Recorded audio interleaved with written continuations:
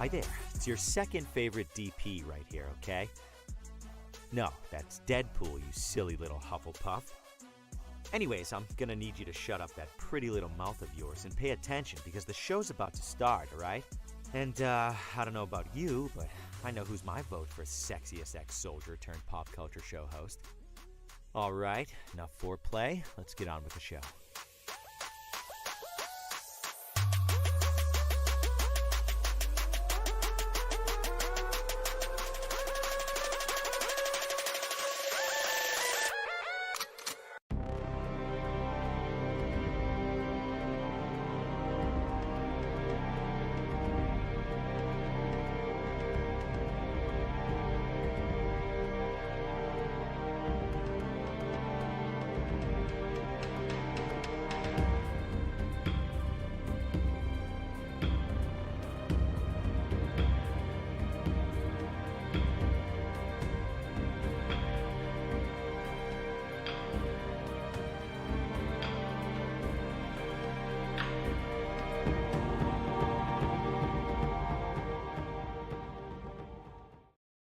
Broadcasting live from the basement of the Pentagon. This is WTF Nation Radio.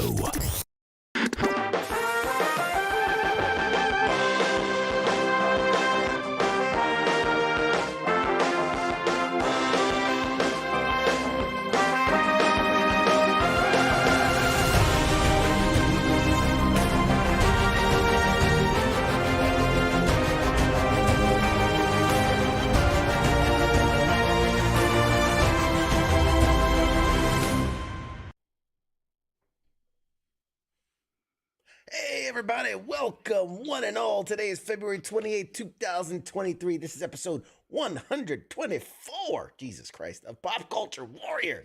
It's the show where I stay up to date on all the ins and outs of what's happening in pop culture. So you don't have to. I am CQ. I am the Pop Culture Warrior. And joining me tonight is the next of our special, actually he's a returning special guest co-host. He's the Marine with the mouth. A pretty mouth. Everybody give it up for the man in the bubble tonight, Mr. Mad Mike. What's up, dude? Hey, how's it going? How you doing, man? Just take a breath on that intro there. You like oxygen after that. You know I get winded. Sidelines of the NFL. I have an oxygen tank right here, just for after I do my intro. Hey, everybody! Welcome to the show. Welcome. Who we got hanging out there? I see Charles. I see you, bud. I see we got Angry Elf's in the house. Heath. Margie? Margie, good morning. Well, where in the world are you that you're saying good morning? That's fancy. I want to know. What's up, TZ and Gene? I want to say Gene. Jenne. Is that Gene? That's got to be Gene, right?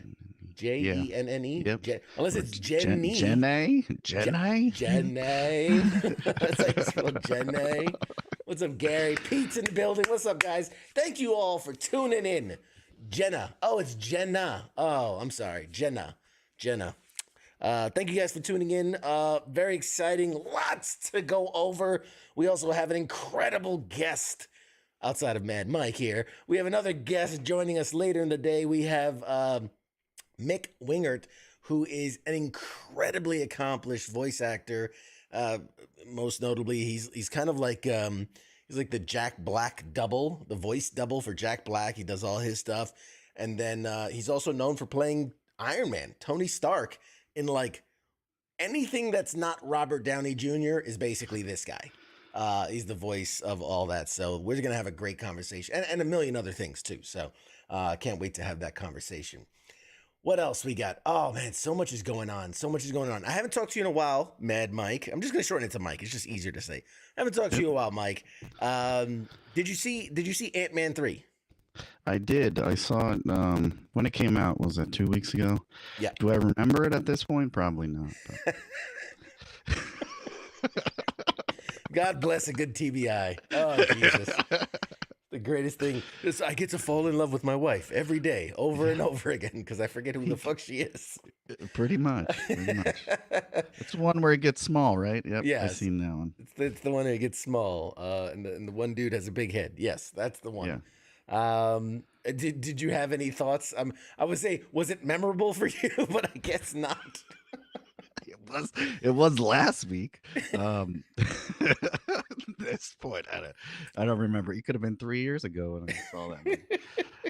Fair enough. No, So, it was good. I liked it. you liked it. I thought it was the best of the three. Wow. I don't. It's Ant-Man. He's not meant to have his own movie or his own comic book or anything. He's a background character they created, like Hawkeye. It's like nobody wants to see that person lead a movie. So it's like, what are you gonna do? Okay, let's give him 3 movies because that's what we're gonna do. Hey, goddamn, Paul Rudd He is a gets national small. treasure. Okay. Yeah, well, if they didn't have Paul Rudd, that movie would have flopped. It would Like, have been yeah, like who else is the playing Flash Ant-Man? movie or something. I'm curious. What are your thoughts on? We're far enough removed from the movie release now that I guess we can talk a little bit of spoilers. But MODOK, what they did with MODOK in the film, what is some thoughts? I mean, it's kind of we nailed it. I mean, months and months ago. Perfect. You liked it? I always thought MODOK was a stupid freaking villain. Like he's got a giant head. It's like okay, it's like fighting King Smith Little and baby and- legs. Little baby yeah, legs. like floating around. It's retarded. So I think they did a perfect. They couldn't have done it any better because he's not going to work as this big, menacing, intimidating character. Like he shoots missiles and guns at people. Like they fought space aliens. I think they, they just Right. fought Thanos. I think this guy that's floating around would be an easy kill. Yeah. You could even have Hawkeye come in with a little like, what is that? Where they take out the power, shoot like a the dampeners. no, what do they call it? Whatever. Yeah. Like a sonic thing, and it takes out all his power, and then he's useless. Oh, like an basically. EMP? EMP. Jeez Louise, man. Shoot him in the forehead with an EMP, and he's like, ah! Yeah, then he's like, he just drops to the ground. Now he's just a giant head. big-headed idiot that can't move. Just a giant head. Yeah. But It was really, I thought it was good. People are hating on it because it's like all CGI, but it's like, yeah, they're in the quantum realm. Well, what do you next want? time they'll film in the real quantum realm. Jesus Christ. Yeah, They'll go on like, location. We really had to find a quantum realm for this one. We spent built $8 the shrinking billion. technology just for this movie. Yeah, so I agree. I agree that there's some, I don't know. There's some legitimate points I think there are as far as kind of storytelling and one person went and counted how many times Cassie Lang says dad in the movie, and it was like 37 or 47, and they're like, it made up 1 of every 4 of her lines. It was like dad, dad, dad, dad, dad. Which I'm like, which teenagers aren't like that? First of all, Right? but Yeah, that's pretty accurate. but I think there was some justified kind of like it could have been better, but I think it's also way overblown. I'm like, this is the worst movie that was released for Marvel since whatever. And I'm like, Have you seen the Eternals? That's the one people are comparing it to is Eternals. But anyway, all right. I was curious your take on that. Good. Yeah, I liked it. And then, but the thing I didn't like was what's his name? Kang. Jeez, Kang. my memory's not here tonight. You didn't like Kang? That was the version. No, I loved Kang. Oh, you loved but Kang. that's the version we all want to see. And then it's like, well, spoiler alerts. So I have a theory. I have a theory. So, like you said, like that was the version we wanted to see, Kang the Conqueror. And yeah, spoiler alerts, he dies at the end. But okay, classic storytelling, no body, no death. That's number 1, right? That's what I was He was thinking too. shrunk down into the eye of that thing. So here's my theory. He kept saying like, I'm the guy like that's gonna stop the worst thing that's coming and blah blah blah. And we see the Council of Kangs and all this and all that. My theory is he's now shrunk. Like, remember when Scott shrinks down into the eye of that whatever the fuck? Yeah, to make get it the bigger thing, yeah. again, or smaller. Make And- it smaller. Exactly. And he sees like infinite versions of himself. my theory is that what better a place for Kang to like get supercharged and get ready for the battle ahead, fighting 1,000 versions of himself, than going into a place where he's fighting thousands of versions of himself. I think he'll be trapped there. I think, moving into like the Kang dynasty and all that, like they're going to fight all these Kangs, and then possibly Ant-Man being like, I know the one guy that can help us. Like they're losing the fight against all that, and then they go and pull him out of there, and he ends up fighting alongside with them to stop whatever's happening. Again, this is just my theory, and that's the Kang dynasty. So they win the day against the Council of Kangs, and this is the Kang that helps them win. But then he kind of creates reality in his own image, which then leads us into Secret Wars. You see how that could? You see, right? It could work. I don't need to watch the movies now. Thanks for ruining it. That's it. You're welcome. I fixed Marvel. Hey Keith, what's up, bud? Fort Worth, Texas. Appreciate you guys. So what else? Oh, you're a big Star Wars guy, right? Mando season 3, right? That's tomorrow. Yeah, excited about that. Yeah, the kids are excited too. Tomorrow, Dad. Tomorrow. I'm watching while you guys are at school. The joys of being a parent that works from home. We're all excited about it. I'll tell you how it Can't go wrong. Yeah. Spoil it for you as it's on. You'll be texting them at school. Oh my God, you're not gonna believe what happened. So good. He killed him. Anything in particular that you're excited about them kind of messing with in season 3? Like, is there anything you want to see? No, because they kind of don't really follow any of I read a lot of the books and listened to a lot of the books and stuff like that, and they just do their own things. Excuse you, I don't need eardrums. Nerd. Oh God. So it's cool just to see what they do with it. Like Mandalore was basically wiped out in the literature and stuff like that by Revan. He actually is the leader of them now because he killed the leader and took their helmet. But it's cool. They have a fun with it. They make it interesting. I mean, Star Wars really has nothing else going for them, and they've even been saying it. Like, we don't know where we're gonna go next. We're waiting for a big director to come along with some ideas. If you have some ideas, contact us at starwars.gmail.com. Which there's great. Some of the books have really good. Revan alone, they could use Darth Bane. That is 3 epic books that they can make. And I don't know, 6 movies, 3 movies, even if they wanted to. Yeah. But they're just they want another hero kind of kids type deal, and I mean it's whatever. Disney. It's owned by Disney. It's out there. There's fodder out there they can use, but they're waiting for someone to bring it to them and hand it into their lap and be like, here. Well, they're waiting the same way Jon Favreau saved, the Marvel universe, and Dave Filoni and Jon Favreau saved the Star Wars universe. I mean, that's what they're waiting for. But well, pay the man, give him a couple $100 million, make him in charge like they did James Gunn and what's the Marvel guy? Kevin Feige. Make him the Star Wars guy, Favreau. Scott says there's plenty of books they can draw from, but they want to put their Disney twist on it and ruin it. Yeah, pretty much. You got to Disneyfy it. See the last 3 movies? Terrible. Basically the first 3 movies. But worse. I don't know. I don't know. I wonder sometimes, do we, not even do we? We do. We compare what was and what is, sometimes forgetting that this isn't really for us, right? The new Star Wars movies, it's not for us. It's not for the fans of the originals or it's for kids. That's who it's for. It's their generation of Star Wars, and sometimes we hold it to this weird. I look at something like Disney doing the X-Men animated X-Men series, the '97, right? They're bringing back that's for us. That is not for like that for is them anybody going, else. Yeah. where we left you guys off. That's where we're gonna pick Here you you up. go. We got you. That is we know us. we screwed that up. We got you. Yeah, that's totally for us.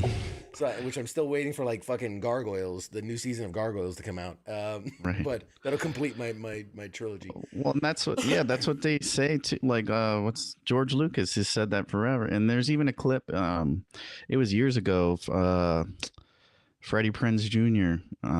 He says it too. He's like, everyone always, same thing. Everyone always complains, like, and compares it to the other ones. It's like, it's made for kids. If you're not, if you're over 13, like, it's not for you. Yep. Yeah, exactly. And it's true. I mean, yeah, it's true. Like we're all kids at heart anyways. So they try to pay homage and bring up the nostalgia and all that, but it's really the main storyline is not for us. It's for a whole new generation of people. But anyway, I think Mando's a little more like adult themed. That's why most people like it. It's a Star Wars Western as it was. It's like watching Clint Eastwood. Yeah. Basically. Reminds me of what was it? Legend of Kung Fu. Remember when what's his name would go from town to town and fight the weekly bad guy. Like David Carradine. That was supposed to be Bruce Lee. He stole it, that bastard. That whitewashing fucking Kung Fu master. Everyone wants to complain. Nobody's complaining about that. Way better with Bruce Lee. No one has canceled David Carradine. When is this? Like, when he canceled himself. Oh, and so on a brighter note, question. Something we were talking about last week, and I just wanted to kind of button it. We were talking about last week about Rust. About how, the movie Rust and Alec Baldwin and the charges that were the manslaughter charges and all this and all that. And it left me with one question in mind that I don't think we touched on. And I want to hear what the audience has to say, and also what you have to say, Mike, is given all this, right? Regardless of the outcome of who gets what charges and who serves jail time or who doesn't, they are still planning to release this movie. They're smart. Do you think that is a good move? They have no. Well, it'll make money because now no one what's seen it. It's a B movie. First of all, that's like watching one of the recent Nicolas Cage movies. I mean, besides the one he did with Mando. But it's a B movie, like watching a John Travolta. Like, he's had like 6 movies since that, and it's like they would have never done anything, but now people are gonna watch it because somebody got killed filming it by Alec Baldwin. They've increased their viewership by at least like 30-40%. It would have never got the attention it's getting now if it wasn't for that happening. I mean, it sucks. It's I've been dick saying it, but it's true. They only care about money, and that's the bottom line. Is they're gonna make money off of it. They they already filmed most of it, didn't they? Yeah, it was pretty much I think they were doing a lot of just like the close-up shots and stuff like that. Yeah. Keith says it will make at least $20 million because of the infamy of that movie. Yeah. I mean, yeah. And that's the bottom line. Stone Cold says so. Stone Cold said so. Yeah, I'm like that's in a world. The Crow. The same thing happened with The Crow. He died in it. Everyone went to see it because Brandon Lee died in it. Honestly, it's a really boring movie, and I fall asleep in it every time I watch it. Wow. How dare you, sir? How dare you? It's a national institution. Heath says, I can promise you that this film will win awards. Oh, that's a Alec Baldwin. I don't think he's ever won an award. I don't think that. See, okay. Forgive me. I'm going to hell for saying things like this or even thinking things like this. But I was gonna they win awards for like best special effects. Like, man, you can really feel the bullets coming out of the gun. Oh man, that's awkward. They erased his prison jumpsuit. Yeah, I mean, I don't know, man. I don't know anything else about it. It's a Western. There's no plot. Like, not. I don't. So to say it's going to win an award, I don't know. Yeah, it's like he plays the guy based on his previous work. I don't think so. Unless he's on what was that show he was on with 30 Rock. 30 Rock. That's where he won all his awards. Otherwise, he was, like a low A, high B movie star. It's like Michael Madsen. Let me tell you, I met him once, and he was a dick. It seems like that. It's like So meeting Heath, me. let me ask you, Heath, since you said it'll win awards, what awards are you talking about? Because People's choice? That doesn't really Razzies count. are awards. I mean, worst decision to release a movie goes to. They may win like maybe like for cinematography, because I think that lady had won an Academy Award for that already. But Oh God, Scott! I'm gonna repeat. Oh man, this come from Scott. He says, "Sucks. They can't put the no one was harmed or killed during the making of this film on it." Oh man, no animals were harmed. You can't say that for people. that's damn. Somebody's got to meme Well that. played. Hey, Well, the- admins, if you're out there, meme that shit. Uh, they put that shot on Russ. It's like no, and then it's like scribbled out. No actors were harmed. Oh, no man. accidents for whatever 300 days on the Yeah. set. No Cross it out. animals were harmed on this film. Oh man, we're going to hell. Oh God, we're going to hell. Yeah, I don't know. Like I'm torn because in a world where Batgirl finished filming, no one died, but it will never be released. For them to release a movie, I thank them. Thank you, Warner Brothers, for never releasing that. Please just burn it or whatever you got to do. You delete it, put it right in the trash bin on the computer. You did the world a favor for that. Oh, that's wrong. We can only do that for Fast and the Furious, and we'll be freaking golden. Oh man. Anyway, I don't know. Yeah, I'm torn, and I feel like when that time comes, and they start, because like, how do you promote that movie? Like the most gritty, realistic movie. Like, how do you promote it? Somebody. We haven't killed died. anyone since. Everyone has a bad day. Give us a second chance. You got What are the ex-cons. The number of accidents Hire on an set. ex-con. It's like at 0. That's what they can add on to the thing now. Like, we hire felons. You can get a tax credit for that. Oh, Jesus Christ. All right, moving on before we all burn in hell. So another thing we were talking about last week was Cocaine Bear, which, I mean, sure, why not? Freaking best idea I've heard in a long time. I mean, why not? We were joking. I don't know if you saw it last week, but we were joking about like what's going to be the sequel, right? And I think we had like LSD Gorilla, I think was one of them, and like Meth Badger. Yeah, Meth Badger. Which was close. It was close. We were close. You post if you close. follow on the Facebooks, you posted it. I did. I posted it. And lo and behold, this isn't a sequel, but it's from another company that are like, fuck this. That No, gives us it's an from the idea. company that you guys said would make the damn movie, and they're Yep. making the damn movie. Exactly. So this is from the producers of Sharknado, PCP Panda. Oh, I like that. Yeah, We're gonna close the trilogy with PCP Panda. I like that. So Sharknado producers, they're gonna release the movie Attack of the Meth Gator. You heard me right. That is the word for word. Attack of the Meth Gator. And you know who's the only man that can defeat the Meth Gator? Florida Man. He's the only man that can stand a chance. Jesus Meth Gator Christ. defeated by Florida Man. So it says Who here. are they gonna get? Was that Sean Austin Green's gonna play? Yeah, you gotta get some washed up 90210 guy to do the lead role. And Yes. Alec Baldwin, his brother, one of the Daniel Baldwin's gonna Danny be in that Baldwin. bad boy. Scott One says, gator will get shot on set.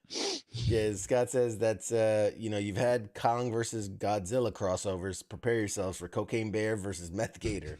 I mean, whoever wins is the one that runs out of his supply first. That's who At wins. least like the bear thing kind of happened. I mean, a bear got into some cocaine, but he didn't like kill a bunch of go on a people. killing spree. So here's the story. I just got to read it because it's so funny. With Cocaine Bear riding high at the box office, low-budget production company The Asylum has announced the forthcoming release of their movie titled Attack of the Meth Gator. The Asylum specializes in making so-called mockbusters, films that with titles that, let's say, call to mind the names of more generously financed movies. So in previous releases, besides Sharknado, they've released 2009's Transmorphers, Fall of Man, 2010's Titanic 2, 2016's, yeah, these are real movies that came out, 2016's Independence Day, like Independence, like the left, right, Independence. The Asylum is also responsible for the Sharknado franchise, as well as the zombie TV show Z Nation. Cocaine Bear was released with, they did well for what it was. I mean, they did like $23 million domestic on a weekend. For B movies, that's great. Yeah. Directed by Elizabeth Banks, of all people. Who nobody wanted to let her do that movie either. And Ray Liotta's like, I'll star in it. Yep, exactly. I need more cocaine money. He heard cocaine. He's like, I'm in. He thought that's how they're Just paying pay me people. on that. So obviously the movie is based on the 1985 true story of a 175-pound black bear that consumed a significant amount of cocaine, then cocaine left in a Georgia forest. So you hit the nail on the head. We laugh and it's funny, but it's also kind of sad because this will be the last movie Ray Liotta is ever in. He passed away in May of last year. This was his final thing. So it's like, to look at such an illustrious career from, Field of Dreams and Goodfellas to end on Cocaine Bear. I mean, he had that show. I watched that show. What is it? Blackbird? Yeah, something like that. That was a great role for him. That was a freaky show. If anyone's watched that, check that out. But so the movie, that's what he'll be remembered by, not this. Well, even this movie, whatever. That's still a good note. He's done a lot of crap in between since Goodfellas, and now he's done a lot of B movies. I mean, he was pretty much the 90s were hard on a lot of these guys. Late 90s were hard on a lot of these guys. Tough time. I was gonna say, I think he actually left acting for a while. He had his wife was handicapped and stuff, and he's spent years taking care of him. He's actually a decent guy, apparently. The pun was he really ended his career on a high note. There we go. That's something. Now, okay, so here's interesting. I did a little digging because I was curious. So I did a little digging. Do you want to know what happened to the real Cocaine Bear? And I don't mean that the bear went and got cocaine and then died. Like we know that. We OD'd. Well, I assume he got so high, he was excited and his fucking heart exploded. But that's go ahead. More or less. But I'm saying post-mortem, what has happened to Cocaine Bear? He's been is he in Ripley's? Oh, he's been in a whirlwind of adventure since passing from a cocaine overdose. So the title, and this is why it came to mind about what happened to the bear, because Ripley's, believe it or not, is attempting to buy the real Cocaine Bear. Yes. They really want it. So the organization is attempting to purchase the actual bear from the shocking and tragic story dubbed Pablo Escobar. Currently, he's on display at the Kentucky Fun for Fun Mall. So Ripley's initially mall in Kentucky. Yes, that the bear is on display in the mall in Kentucky. Now, funny enough, Ripley's initially made their offer on social media, kind of as a joke. They're like, "Hey, balls in your court. How much do you want for the bear?" They did this on social media. Well, funny enough, apparently negotiations are happening behind the scenes, and they are going to purchase the bear. Now, how did it end up in Kentucky? Great story. Love to tell you. After the Georgia Bureau of Investigation's medical examiner performed the necropsy, I believe is what it's called, he contacted a friend who did taxidermy. He had the bear's body stuffed and gave it to the Charlotte Chattahoochee River National Recreation Area, where the Cocaine Bear taxidermy stood in the visitor center into the early 1990s. Sometime in the early 90s, the park and its facilities were evacuated ahead of an approaching wildfire. The employees took the artifacts with them and put them in a temporary storage in a nearby town. Of course, things went missing. The Cocaine Bear resurfaced next in appropriately enough, Las Vegas of all places. This story writes itself. This should have been the movie. Yeah. Like the Cocaine Bear just couldn't get enough. He ends up in Las Vegas. This is the sequel, and you're spoiling it. Spoiling the sequel.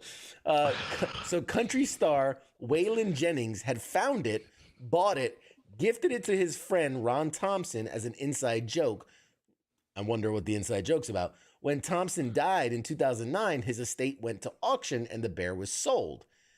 Well, Kentucky Fun for Fun got wind of this, contacted the auction house on the off chance that they'd be able to figure out what happened to it. They did. They found out who and where the bear went to. They contacted the person that had bought it. Sadly, that person had recently passed away, but they contacted the wife, who then sold it to Kentucky Fun for Fun Mall, where it's been sitting ever since.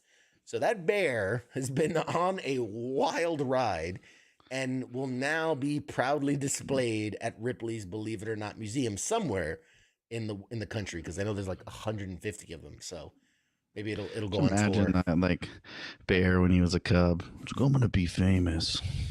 Parents are like, you're crazy. He's like, watch. And lo and behold, a couple kilos fall into his lap and he goes all over the country. And where's his family at? Still in the Georgia woods. Yeah, burned by some wildfire. Are they in a movie? I don't think so. It's like the Elvis story, right? Like he came from nowhere, got famous, got on a bunch of blow, he died, and became even more famous. But yeah, that's awesome. Oh man. And the fact that people research that because of this movie too. Yeah. Somebody spent like 2 days looking up all this stuff. Where's this bear? How did it go from here to there? I'm calling about a stuffed bear that did coke back in 85. Like, what? Yes. Oh, that's such a great comment. That bear lived a more exciting life both when he was alive and dead than most people in their entire life. Yeah. Facts. That is, man. How is Johnny Knoxville not attached to this project? I don't know. That's a great question. That's a great question. Beats the hell out of Winnie the Pooh. That's where's Christopher Robin. He's high on meth. He's a meth alligator. That's where he's at. He's riding the meth alligator. All right. Oh my God. I like my stomach hurts from laughing already. I gave you a list of topics. I'm curious what jumped out at you. Well, I'm not talking about Fast and the Furious. You could just delete that one. Never talking about that. I like Wednesday. Oh, okay. That's a quick, short update. For those of you guys that enjoyed the first season of Wednesday Addams, or just Wednesday on Netflix, good news. There's going to be more, because development on another batch of Wednesday episodes is already underway with Netflix, renewing the series for a second season earlier this month. The star, Jenny Ortega, was finally spoken out on the renewal, thanking the fans for the wildly popular show, for watching it and helping it get renewed. The showrunners, which are Alfred Goh and Miles Miller, say that they have multiple years of this show sketched out now. So if it were to continue going, they already kind of have a 5-year plan kind of going forward. That said, Netflix only announced it's renewed the second season as fans wait to see if there could be possible behind that. The writers' room has already been formed for the show's sophomore outing, so the wheels are in motion. Things are happening. I am curious because Netflix has a pretty good reputation when it comes to like canceling shows that Stuff people enjoy. like. Yeah. Oh, this show's great. I'm like, bye, but here's this other show that's not so good, but it costs us half the price to make. And that's, fucking money right there is I think the biggest issue. These shows, I read a report and some executives are all pissed because like, we hate that we've never canceled a successful show ever. And I think from their perspective, it's the equation of how much did it cost versus how much it was watched.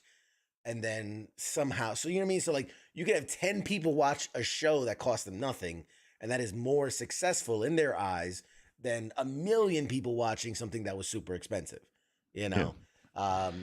Or they can buy a movie like, oh, let's buy this movie, like whatever, like Terminator from 1982, and then people watch it and they make money off that too. So it's like, why should we make our own content? We're not going to be around in 5 years anyways. Disney's going to buy us out. That's, I mean,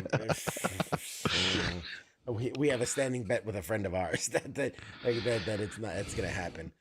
They're going to walk themselves out of the business, basically. I don't know, man. This was what, a year or two ago during the height of the COVID. You know, they made this announcement. They're like, we're going big on original movies and original content. Like, there was like a new movie dropping every week, and they had like The Rock, they had Ryan Reynolds, they had what was it, Leo DiCaprio, they had Jenny McCarthy, and all these like huge names. Yeah. And most of those were not good. Yeah.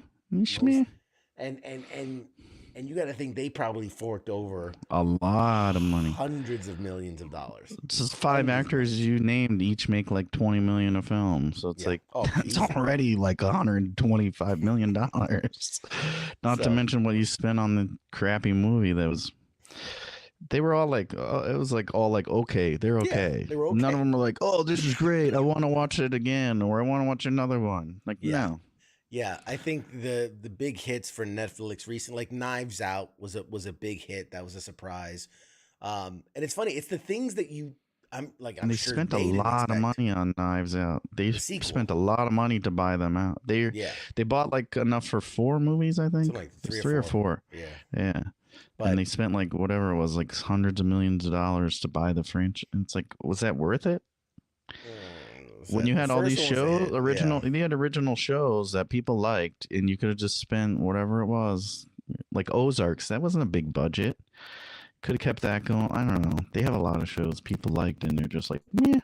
Yeah, I mean, it's true. It's true. And then you think too of like the shows that they probably paid pennies for that blew up. Squid Game, Tiger King, Squid Game, like the things that they paid probably peanuts for, and went on to be the thing that kept them in business, honestly. So yeah, I don't know. I think that's what they bank on. They like those foreign shows that may be big. There's the one that's like Thor too, that's popular. I don't know. Yeah.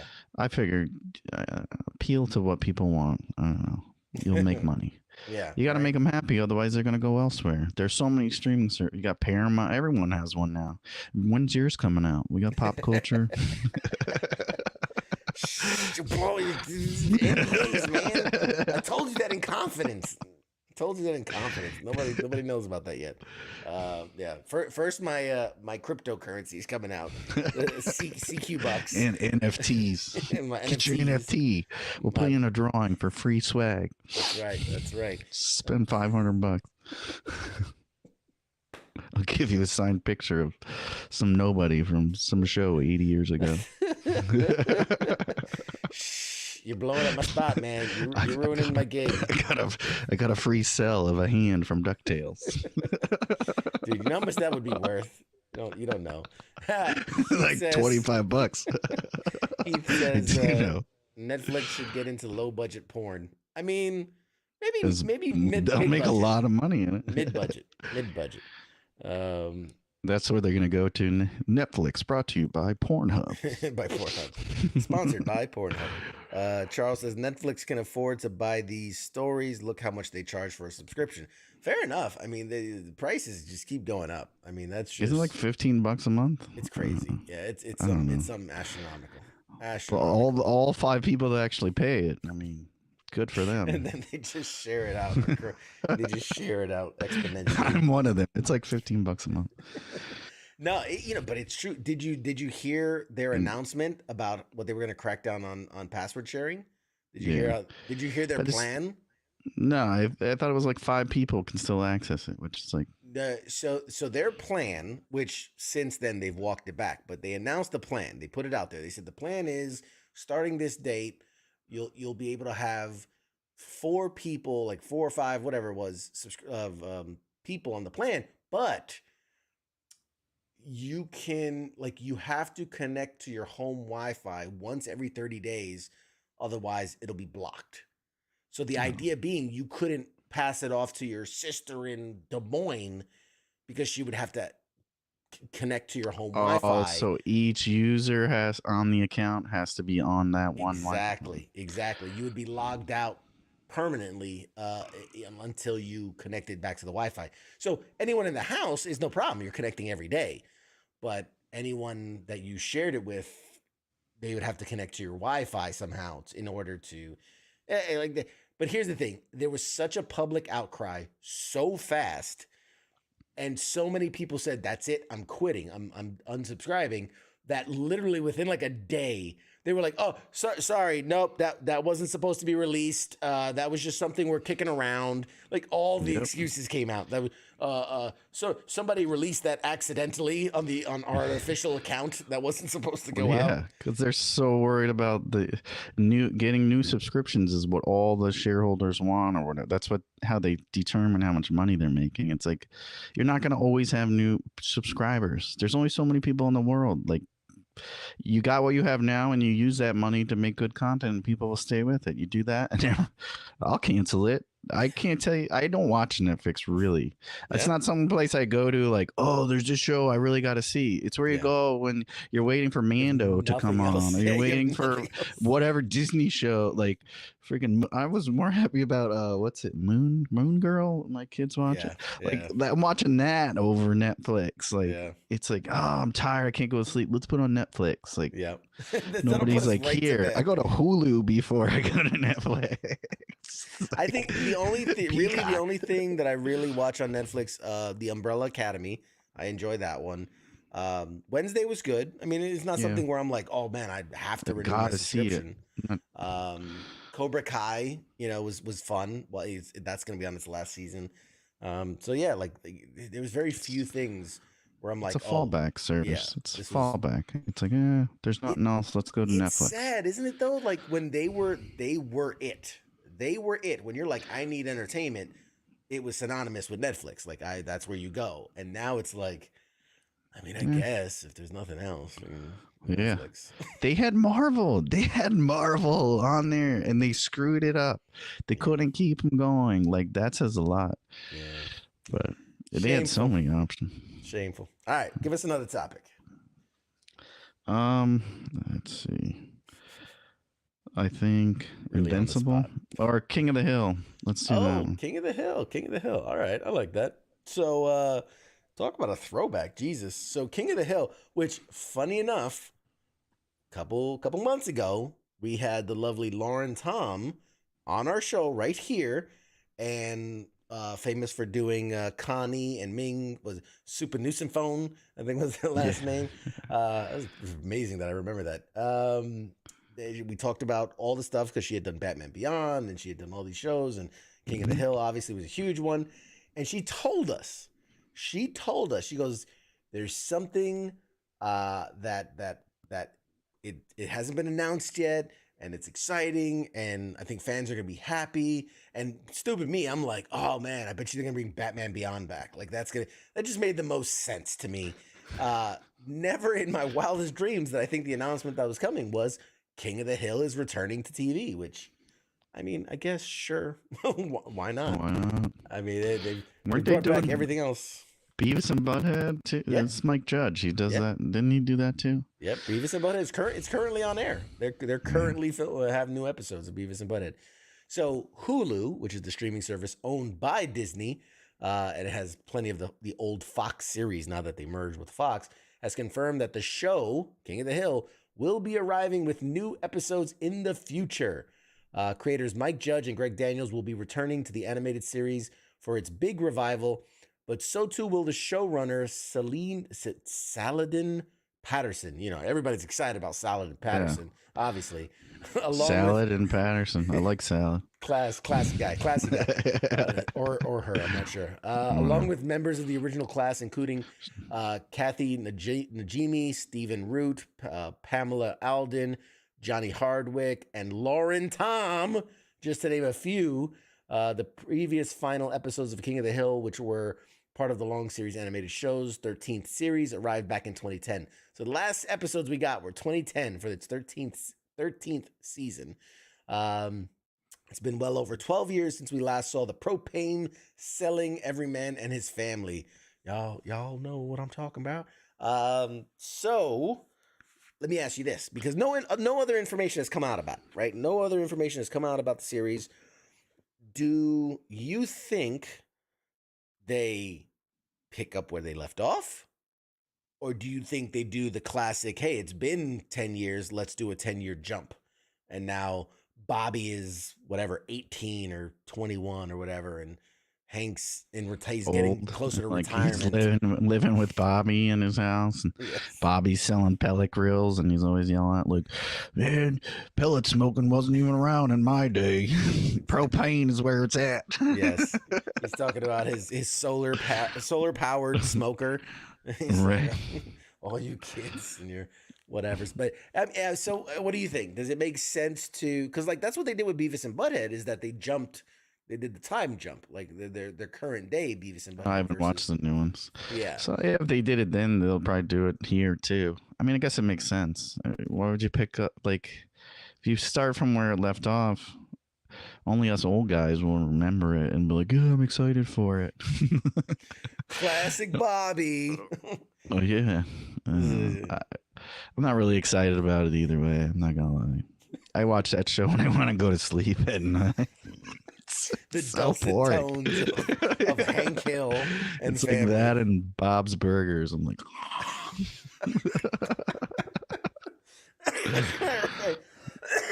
Jesus Christ, you're killing me. You're killing me. oh, we're not having any of those people on the show again. Love all the positivity. Love all those. And surprise guest, here's creator Mike Judge with talk about the shoot. Damn. I was gonna be on until that Mad Mike guy came on. Pretty much. Well, there's you've earned the title Mad Mike. You're just frustrated about everything, and Always angry. nothing It's makes like you happy. opposite the Hulk. I'm always angry. Just always angry. That's my secret. I'm always angry. So yeah, Charles says he thinks it'll be current day too. So what's it? Keith says, well, how about South Park and Paramount getting sued by Warner Brothers for $200 million? I'm not aware. I'm gonna have to do some digging on that. Yeah, I just read that earlier. I'm gonna have to. They I think it was about DC or something. I don't know. I just read the headline. I just skimmed it. Like most These things, guys are always offending everyone. It's like, yeah. I think I like lawsuits all the time. They just rip on everyone and why is the make quality fun of of their content. Why isn't the quality of South Park improved? It's because all their money goes into lawyers. It goes to lawsuits. Yeah, they have the all best the legal lawsuits. team. They're still They doing have that things. O.J. Simpson 1994 level legal team. That's what you need. It's on. It's he's got these retainer. You know how many houses have been bought because of South Park lawyers? Right? Those guys have been 20-something years. They've been making fun of everyone. Yep. God bless them. Still getting away with it too. Someone's got to do it. Did you see the recent one where they're making fun of like Prince Harry and what's her name, his wife? Yeah, Megan. Yeah, and they're all like they're never going to be able to go to England. It's like, well, guess what? We left there for a reason. Nobody wants to be there. Sorry about it. Something like It's that. America. You ever heard of the revolution? Like, I don't want to go to England either. We don't drink tea here unless it's sweet. That's right, sweet tea all the way. Let's see, we probably got time for one or two more stories. What do you got? You're picking all my short ones. I will do I think you mentioned Invincible, didn't you? Invincible. Yeah, Yeah, that's a good Invincible, one. and then Thunderbolts. That's a good one. So Invincible, for those that know the Invincible, comic book, and now it's the cartoon on what's that? On Amazon Prime. So lots to unpack with Invincible. The first being that we had kind of something to announce going into the next season, right? Because season 1. Did you watch the first season by any chance? I'm still watching it. I'm on episode like 4. I read the comic books, all of them. Yeah. And it's pretty much exactly like the comic books. I didn't notice anything different. So. It really is. It's which is a good thing because the comics are great. I mean, it really is. Oh, they were perfect. Yeah, it's really spot on. But so here's a little tease, and I'm gonna change this so you're gonna be able to hear it because I want you to be able to hear it. Hang on. So this is a tease think of it as like a trailer, but also kind of more as an announcement trailer for the upcoming season. So here you go.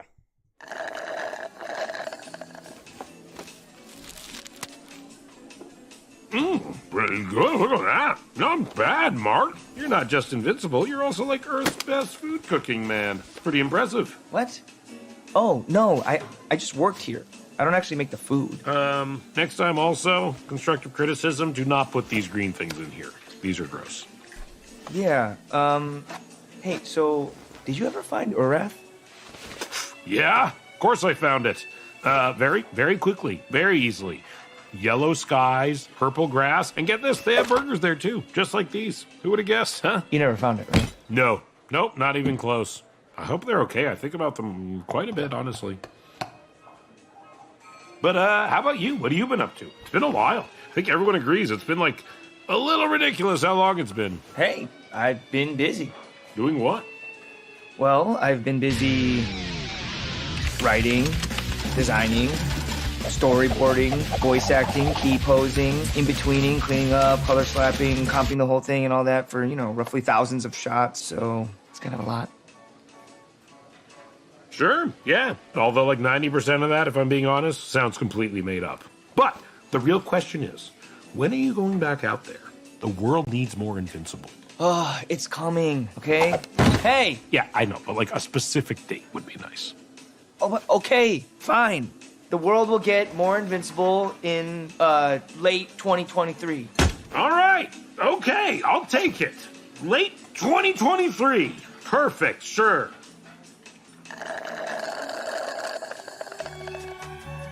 So 2023, is that like one of your years? You know, our planets, they all have different systems of keeping track of time. Like, they go around their stars at different speeds, but the way you said that number makes it sound soon. Is it soon? I really want it to be soon.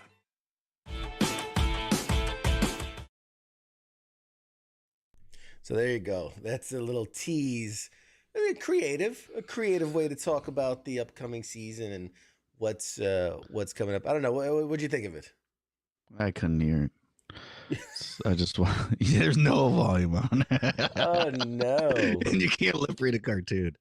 I guess they're making fun of the voice actor or something. I don't know. Yeah, something like that. All right. Well, that was hopefully the audience. Audience, could you hear it? Man, God, I hope they could. I really hope they could.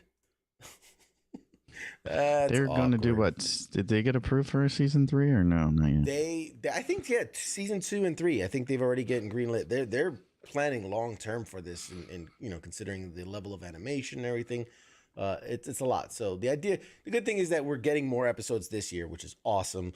It is a great series. I'm excited to see what they do with it.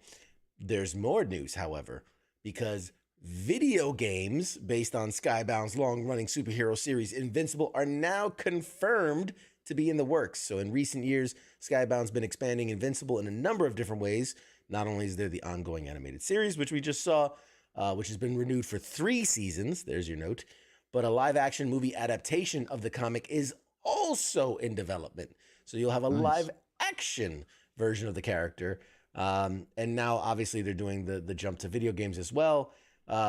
There's no real exact information on it. It was just kind of an announcement of like, hey, we're working on this, and video games.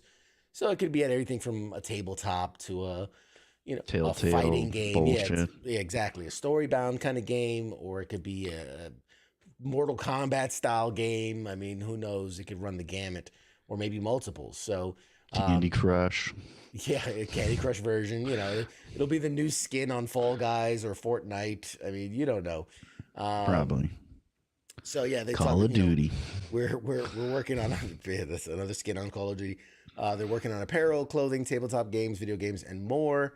For the movie side of it, in a conversation with comicbook.com, reminder, this is 20 years. Invincible is 20 years old as a property, which is incredible. Rob Kirkman, who's the creator of it, also The Walking Dead, he stressed that the film adaptation of the series is still in development, although he couldn't commit with any substantial new updates. But he said that the success of the TV series has only helped in moving along the project, which is at Universal currently. He says we're very much still working on it. Sometimes movies take a little bit longer. It's just they're trying to get it through as quickly as possible. And obviously Seth Rogen is attached in some capacity as a producer, Evan Goldberg, all these people that have brought these great things to life. A lot of people think, oh, Seth Rogen, that the pot guy. Like, yeah, he's big into making these things. He was a big producer for what was the other series? Preacher. Thank you. Preacher was another great series that came to light thanks to people like Seth Rogen. So a lot obviously coming out of that. Very exciting stuff. I'm excited to see more of that. And I just remembered I have a trailer that I need to show you guys. And hopefully Mad Mike will be able to hear it this time. Could you guys hear? If anybody could, like, thumbs up. Could you hear the last one? I want to make sure that the audience was actually able to hear it. Would be great. But the two people that are watching, tell us. could any of you, one or two people, let us know if you were able to watch it? Because I have this trailer and Mike, oh boy, I feel like this is right up your alley. All right, guys. The only thing I'm going to tease is if you have kids in the room, this is incredibly graphic. This is, imagine, if you will, John Wick takes on the Nazis. I feel like that's all you really need to know about this. So with that, let me play the trailer. Actually, I have to prep this 1 second because I forgot to turn it on. There it is. All right. I'll give you the trailer for... I can't even pronounce the name of this movie, but just enjoy.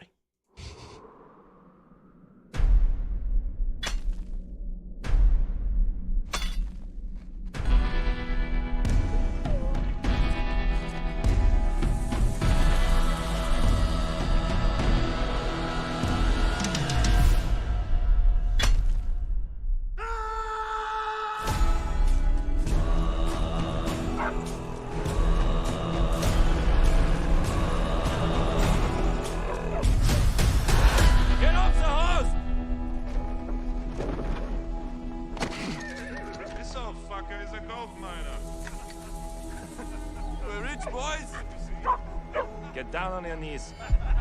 Fuck him up! We got gold!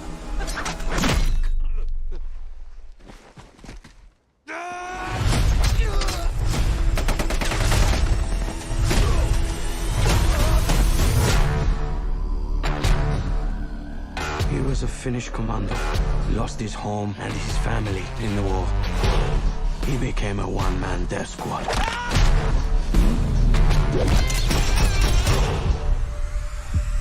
He's one mean motherfucker that you do not want to mess with. Fire!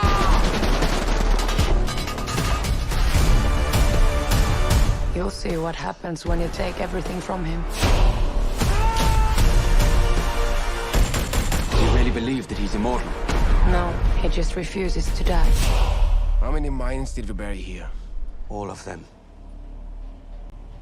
You and you.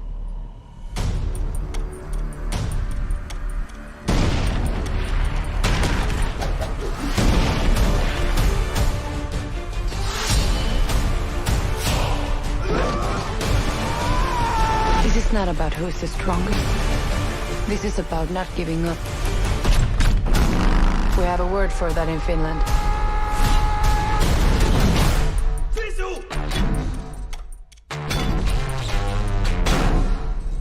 We might have a problem.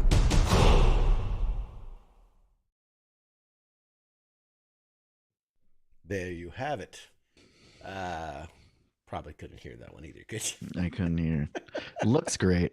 It looks amazing. Yes, Keith says John Wick meets Inglourious Bastards. That's pretty much. Jesus. that's in the comments. Oh man. Yes, Charles says that looks awesome. Great. Yeah, I'll send you the link for it after, but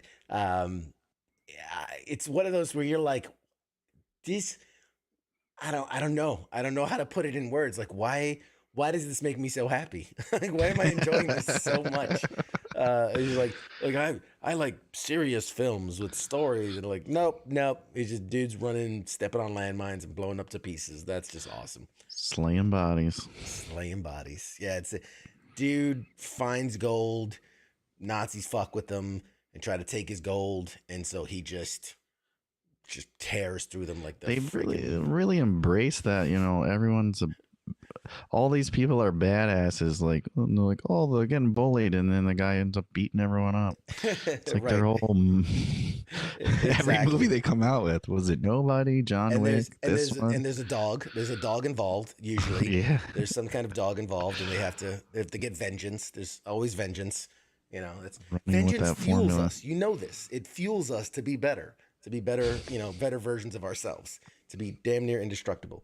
All right, guys. It is 9 o'clock. I'm going to take us to a short break, and when I come back, I'm going to be joined with a phenomenal, amazing actor guest who's, oh man, I'm so excited to talk about all his work. Guys, Mike, you gonna hang out with us? You're gonna be back after the break? After the yeah, I'll be back.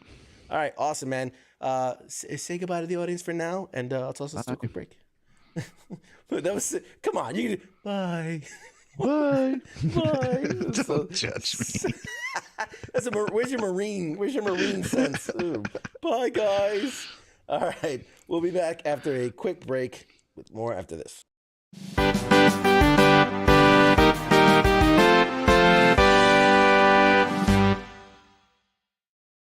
You're listening to the sounds of WTF Nation Radio.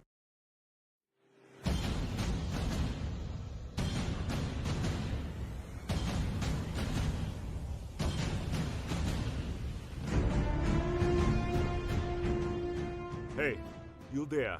Yeah, it is right, you. Let me ask you something, right? Where the hell do you think that you're going?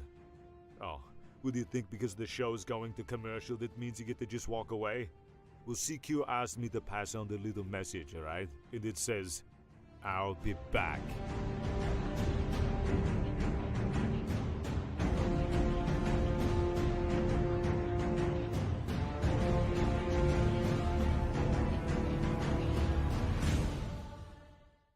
After all I've done, do you love me now? Do you love me now? After all I've said, running through your head, do you love me now? Do you love me now?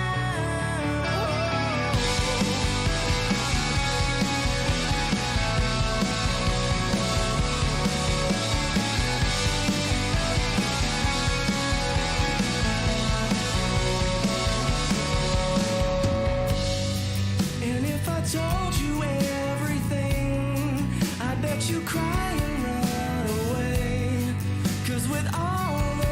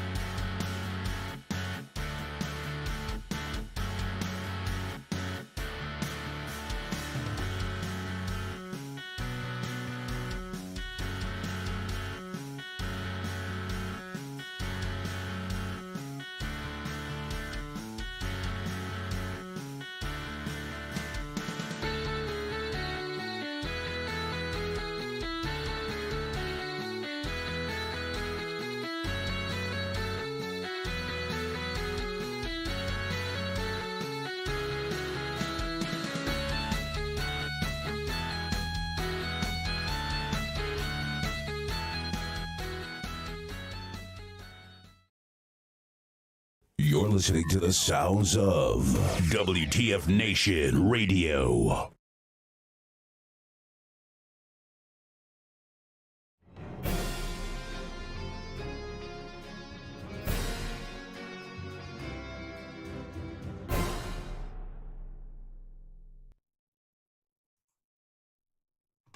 Hey, everybody. Welcome back to the show. Oh, my goodness. I'm so excited. You can tell I'm so excited. I'm geeking out already.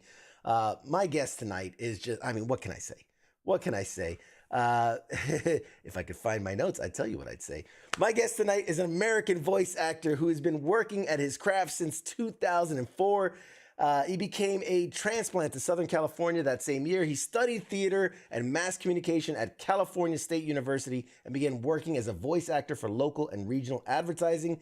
He is probably best known for his role as the voice of Master Po on the Emmy Award-winning Kung Fu Panda, Legends of Awesomeness, taking over the role, obviously, from the actor Jack Black, as well as playing Tony Strak / Ironman in various Marvel productions. He's worked in television, film, stage, new media, and live events, and he's here to tell us all about it. Everyone, please give a huge welcome to my guest tonight, the amazing actor, Mick Wingert, everybody.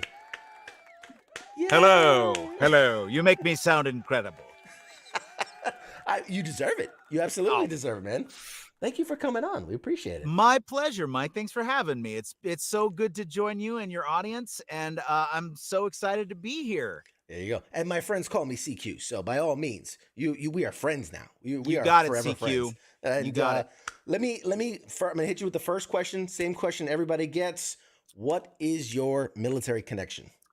I have not served in the military for the U.S. or for any country, but my father is a veteran of the Navy, and my grandfather is an Army veteran, both of whom saw action in foreign theaters. So I believe my dad was in Vietnam aboard a naval vessel there. So yeah, I definitely have military in the family. And close family. So that's it's incredible. It's a deep connection and appreciation I have. Oh man, well we thank them for their service. That is incredible. Absolutely, to hear. And I thank you for yours. So thank you so much. Humbly accept. So there's so much to cover about your career, but first I want to get to know you. Sure. So this is a pop culture podcast. We talk about all the nerdy stuff.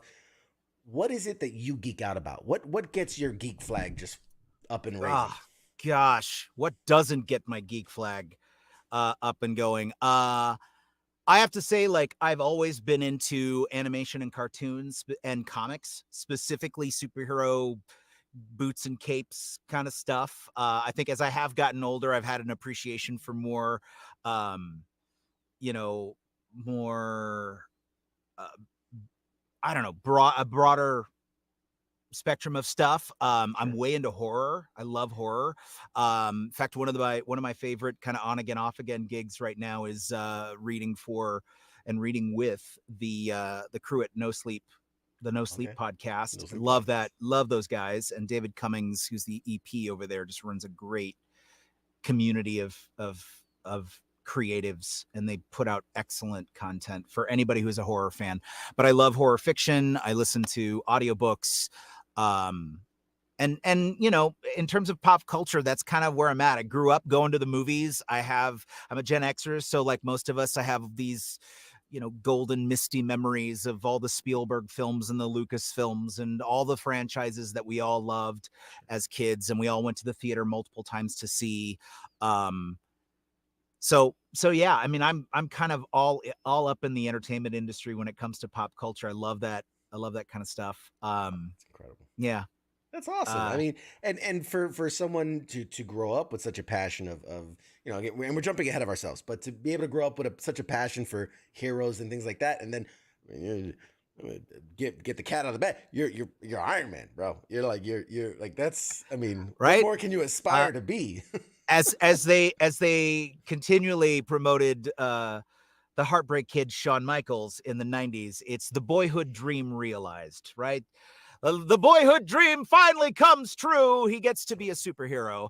Awesome. And definitely that's what it was for me. So That's so cool. and Something has else. been.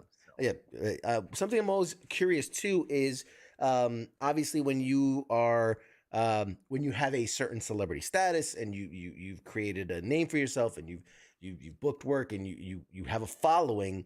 A big important part of that is how do you apply that following? So I'm always curious. Are there any charities you support? Are there any things that you get behind? Initiatives that you support? Anything like that that you want to share at this point? Yeah, I think it's really important right now to recognize kind of what a weird place we're in terms of the culture of the United States and specifically the United States. I was going to say Western culture in general, but it doesn't. So like, and I don't mean to draw lines with anybody in the audience or Please. become offensive. One of the projects or one of the charities that I and my wife support very vehemently is the Trevor Project. We feel like there needs to continue to be safe spaces for LGBTQ kids, and we have some in our family, and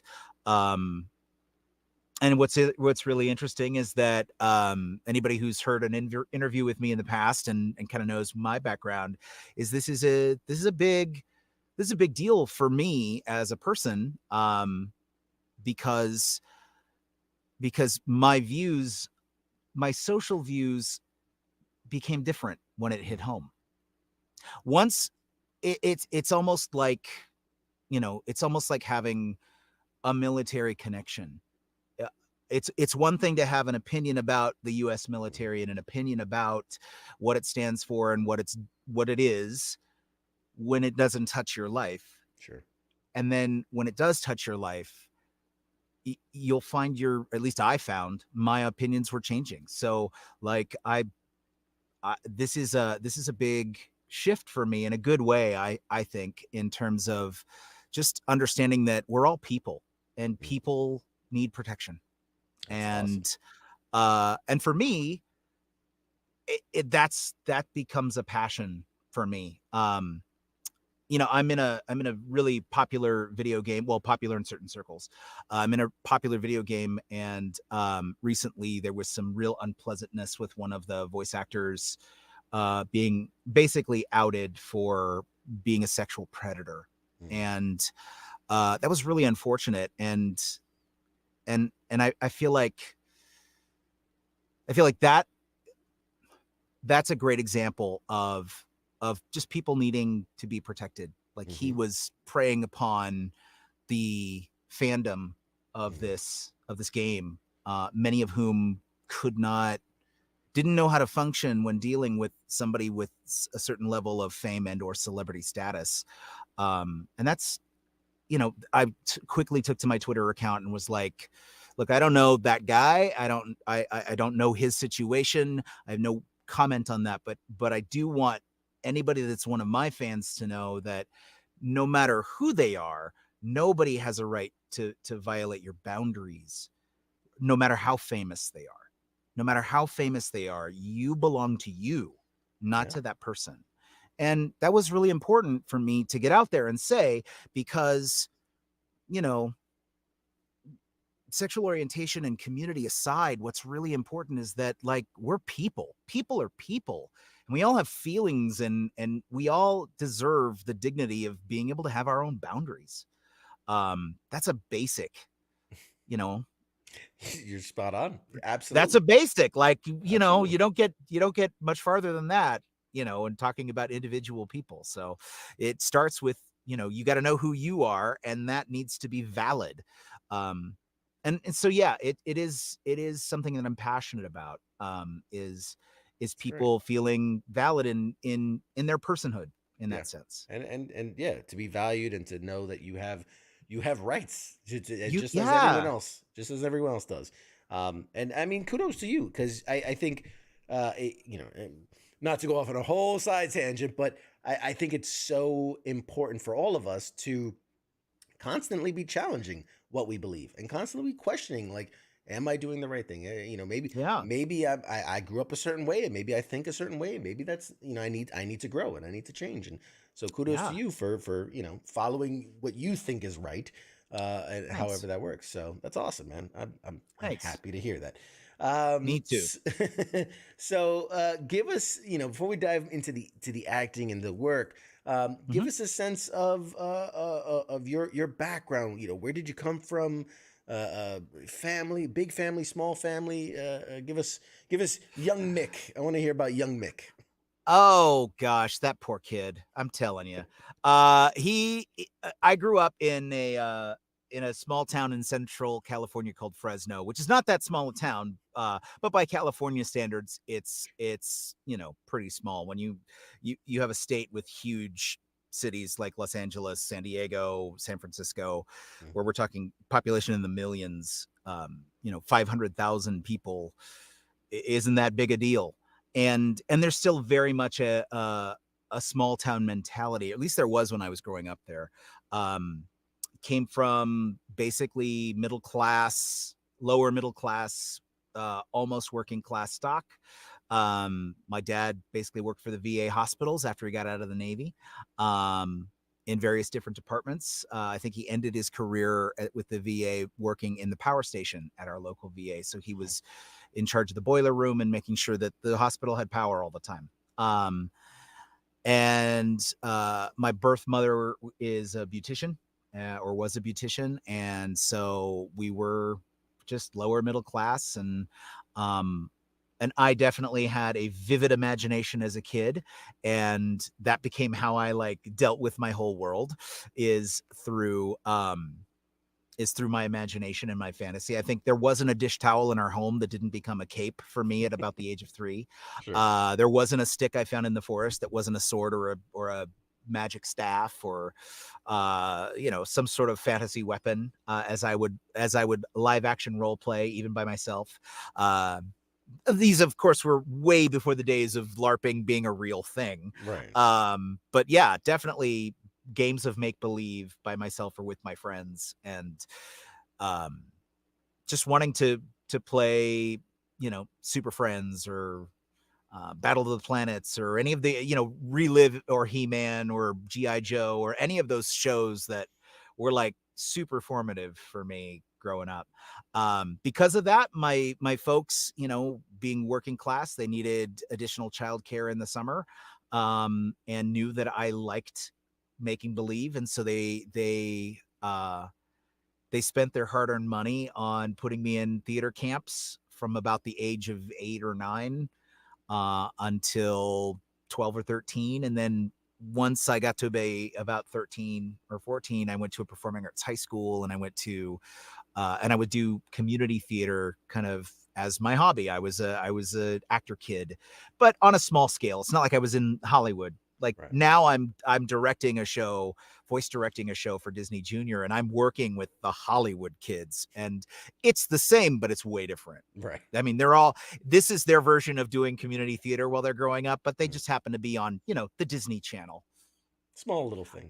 You know, small little venue. We're hoping people will tune in. Yeah. Right? So One day the Disney Corporation will become something. it'll be. It'll be rooting big for one it. day.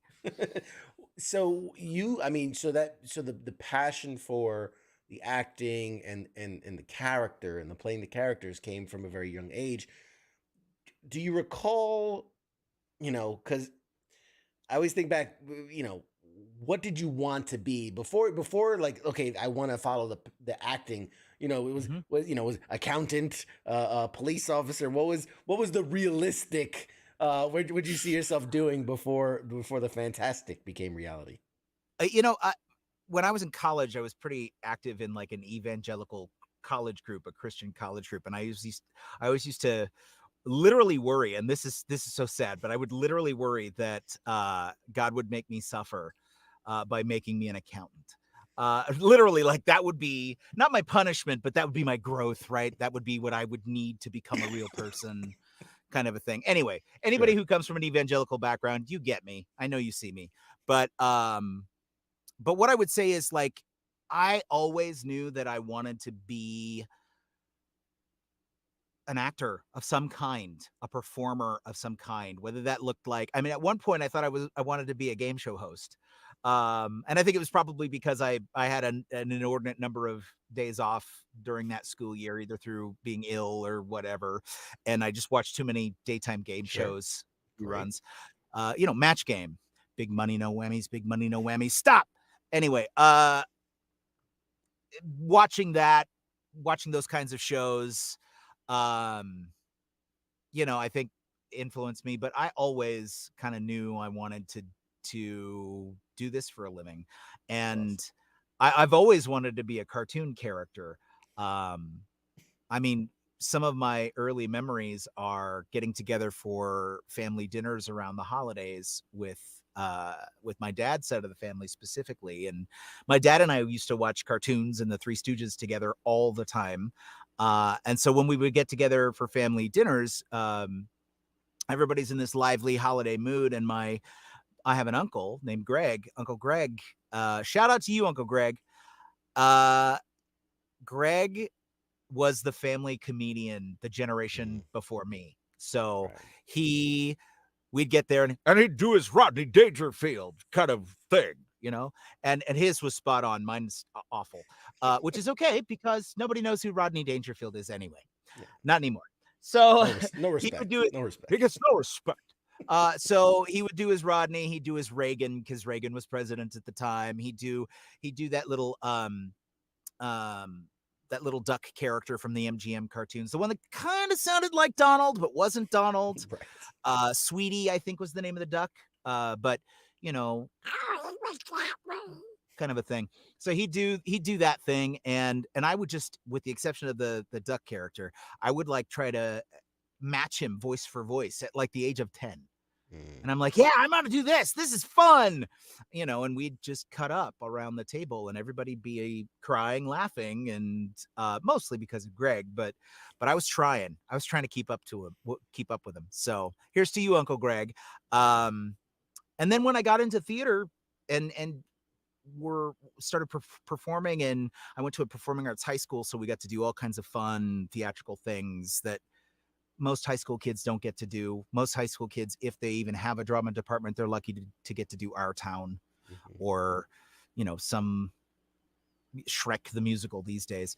But we were exploring really fun, but also not avant-garde, but a little more deep cuts when it came to the theatrical world. We were doing scenes from Ibsen and Strindberg and, all of these, classics and whatnot. And I would always start my characters whenever I'd be in a high school play, or if I was doing community theater, I'd always start with, well, what does this character sound like?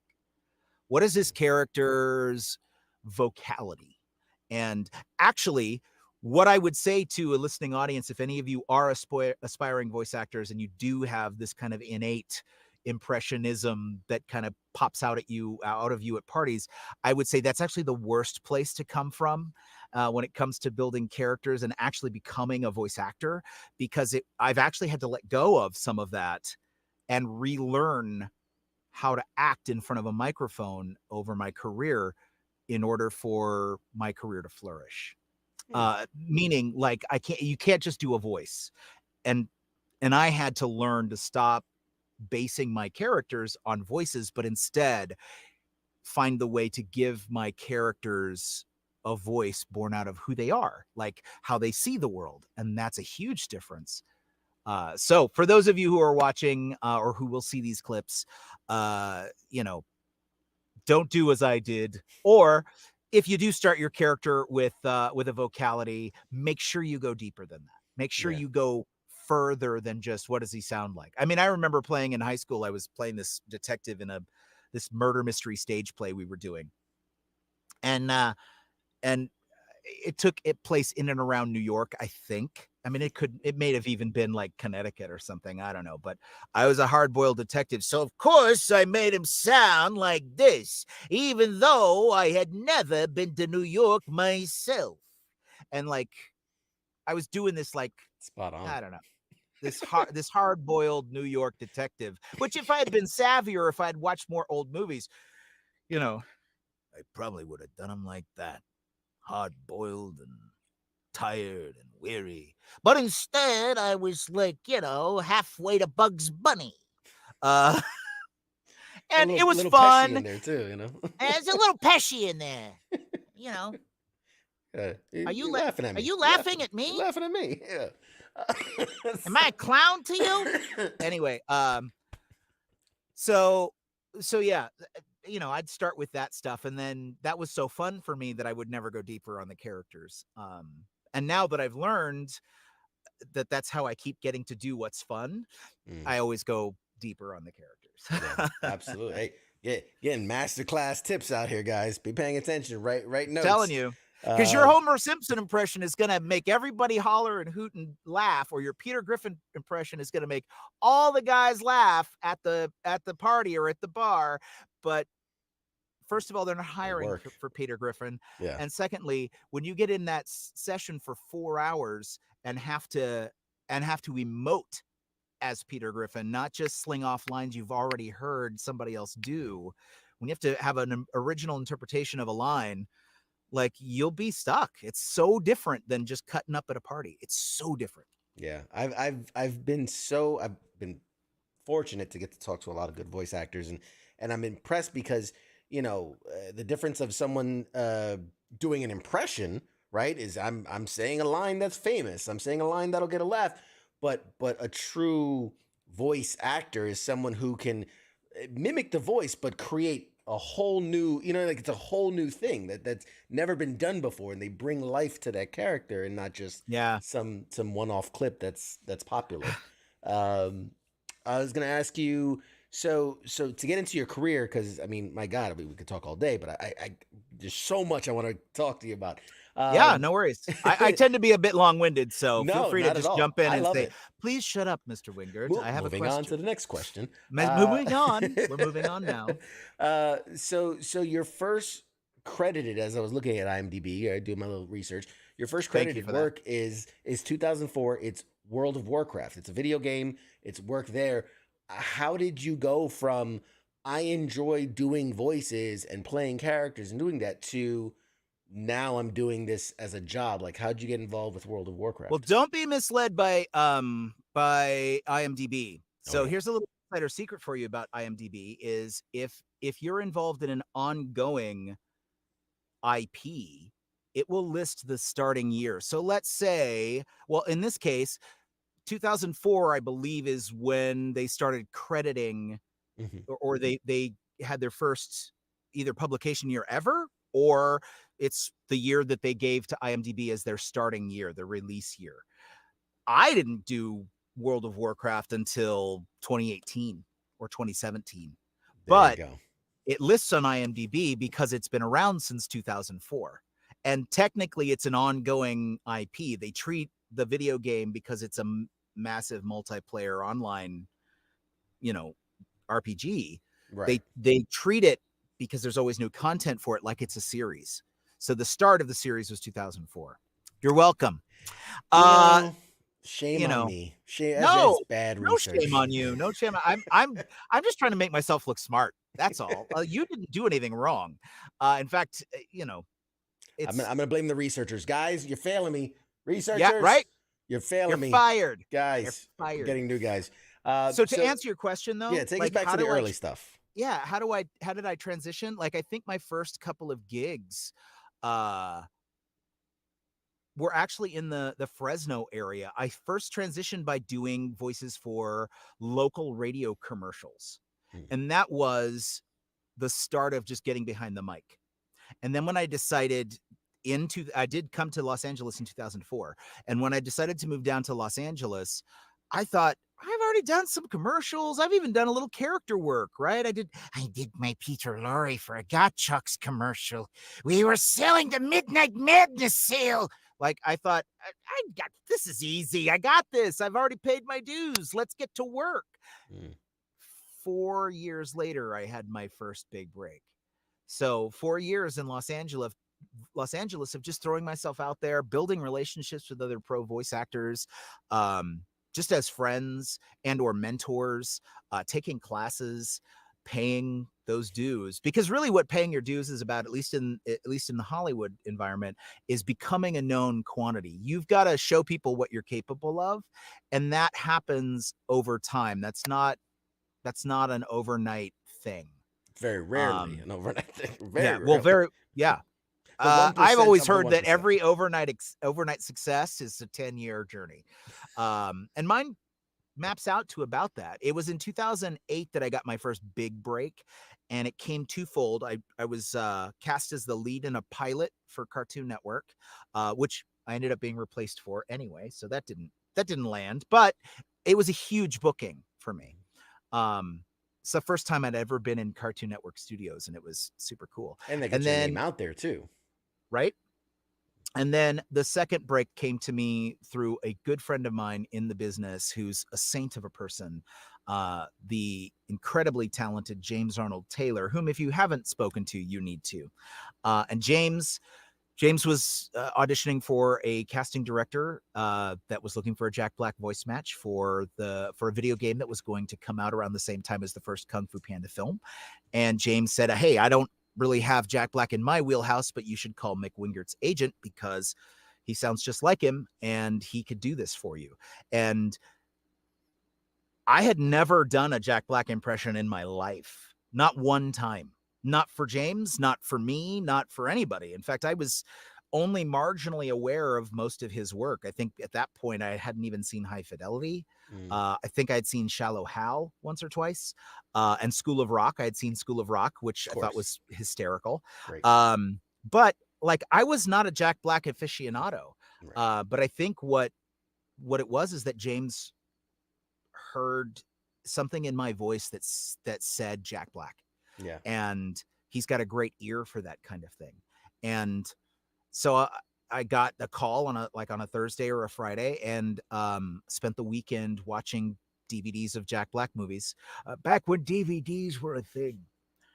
We were just moving to Blu-ray, but they were too expensive to buy. So we just bought everything on DVD. If you kids probably don't remember that. Needless to say, I spent the whole weekend doing that. And it was through paying those dues. It was through working on that craft by taking classes and realizing what it really took to do voiceover for more than a 30-second spot, a 30-second commercial, and learning the difference between doing a fun impression that is great at a party and actually voice matching a celebrity to the degree that people can't tell the difference. There's a huge difference in those two skill sets, and learning that's how the transition happened. Along the way, I booked a couple of little indie video games. I think I was in a Japanese military game called Kessen 3 that's like set in feudal Japan. I was in the World Series of Poker video game as a couple of different characters. And these were all like really not under the table, but they were low budget gigs. And so they were like non-union. It was for really, they were looking to take advantage of hungry up and coming actors to come and be the talent for these things. And it was a great way to get my foot in the door. So that's kind of how I made that transition. It was intentional. I moved here to do this. And then it was a matter of making network connections and learning how to do what it is that I wanted to do. Do you think that, given your work as a voice actor, that gives you, because when someone talks, I hear their voice, I hear them, and if there's something distinct about it, right? Like, oh, you got a weird accent, but do you hear a voice and you're like, it starts to, I don't know, I always think like it's like the Matrix, right? You're seeing the codes and you're learning oh, I can be that voice, I can do that thing.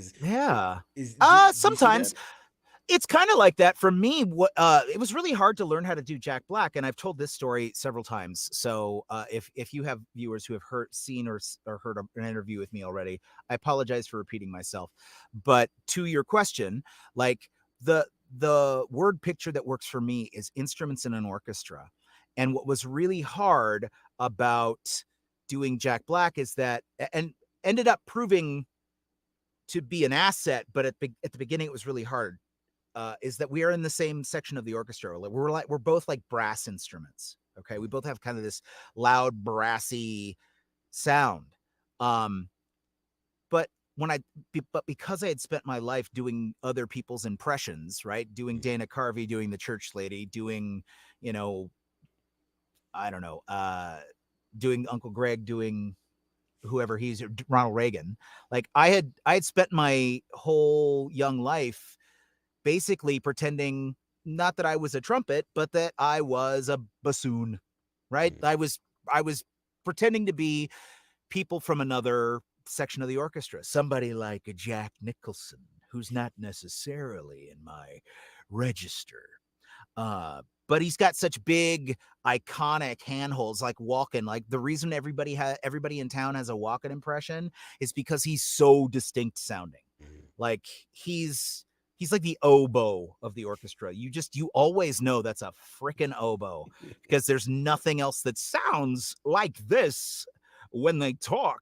No other person has these idiosyncrasies when they start talking. And so that's why it's so easy. Once you dial it in, it's so easy to go, okay, well, he's doing a Christopher Walken, because everybody knows the sound of an oboe and can, somewhat do it. But when somebody's in the same section of the orchestra as you're like, well, what makes my sound a trumpet, not a trombone? Is it the pitch? Is it the slide? Is it how do I differentiate so that I know that I'm being him and not me? His voice is so close to mine that I didn't know. It was like, I don't know where to start. It's with Arnold, I know where to start. I start talking down here in the back of my throat like this. I put on the Austrian accent and things of that nature. And I cue into various different, catchphrases and this and that. And he was governor at the time, so it was super, super easy because he was talking all the time. All the time. So that's easy, but you get somebody who sounds just like you and you're like, I don't know what makes me different.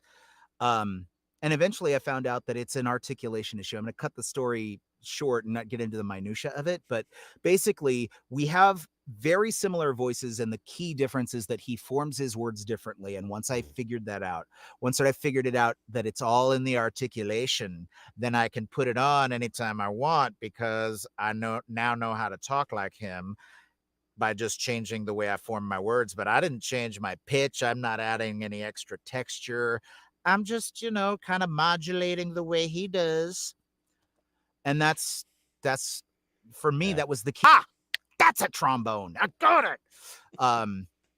But the opposite end, to kind of get back to your question, and I'm sorry I'm long-winded. No, but please. But to get back to your question, the other, the upside of that is now that I'm a voice acting coach, I can help people by saying, okay, you need to figure out what section of the orchestra you're in, because voice matching is going to be easier for you there than if you're, say, a trumpet and the person that they need somebody to voice match for is a piano. Like, you're not going to sound like a piano, or your best piano isn't going to sound like as much like a piano as, say, an electric keyboard is.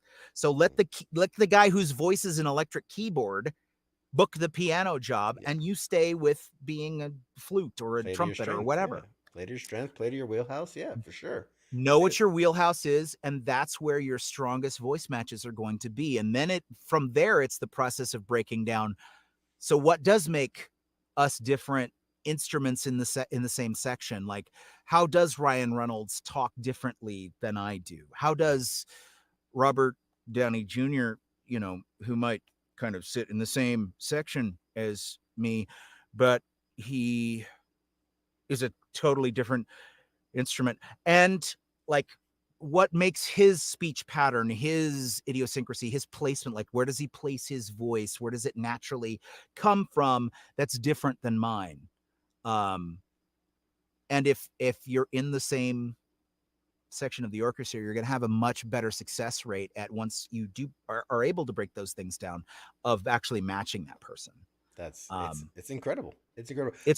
I'm on a weird section of TikTok. I think, like, my For You page, it's a weird mishmash of things, of all my hobbies and whatnot, and things I'm interested in. But one of the things I see a lot is those acting coaches, voice coaches, and things. And one person was talking about, like, certain celebrities speak from their teeth. and it's from and this different sounding of the bottom teeth versus the top teeth, and some speak with the throat and the lips, and it's like, and you're like, that makes no sense. And then they start doing examples of it, and you're like, oh my God, that's weird. Incredible. Yeah. It's such a strange thing. You have a fascinating job. It's amazing. I love my job. My job is one of the life-giving things in my life. I love it. Oh man, you're so lucky to be able to do something you're so passionate about and love. So you find yourself being Jack Black for Kung Fu Panda, the video game. You start doing other work, and you've done Po and different various characters for Kung Fu, the franchise, for years now. And then a couple years later, you kind of you stumble here's the fascinating thing that I found, right? As I was digging into it, well, sorry, I'm going to segment my question first. Doing Jack Black for so long, are you ever approached for any of his other work? Or is there ever any other times where they're like, well, we need a Jack Black style voice? Not as often as you'd think. I mean, I did a little bit of what they call ADR, which is automatic dialogue replacement. That's where, for sound purposes or because of an edit, they just need the line re-recorded. Sometimes most of the film is re-recorded in ADR, even after it's shot on location. But a couple of times I did some ADR for him on like House with a Clock in Its Walls. I took over the role of Slappy, the ventriloquist dummy, for the second Goosebumps film, which was not Kung Fu Panda related. But that actually is fewer and further between than you might think. I feel like I've got a pretty spot on Jack Black, but either he does most of his own ADR or there's somebody else out there because it's what's really weird is sometimes that animation community and the feature film community don't cross pollinate. There are certain little pockets of the voice acting communities that don't necessarily overlap. And so there could be just a Jack Black film guy that's out there that books all that work. I'm sure Jack is doing it himself. Yeah, he seems like the kind of guy that's just gonna hog all the work.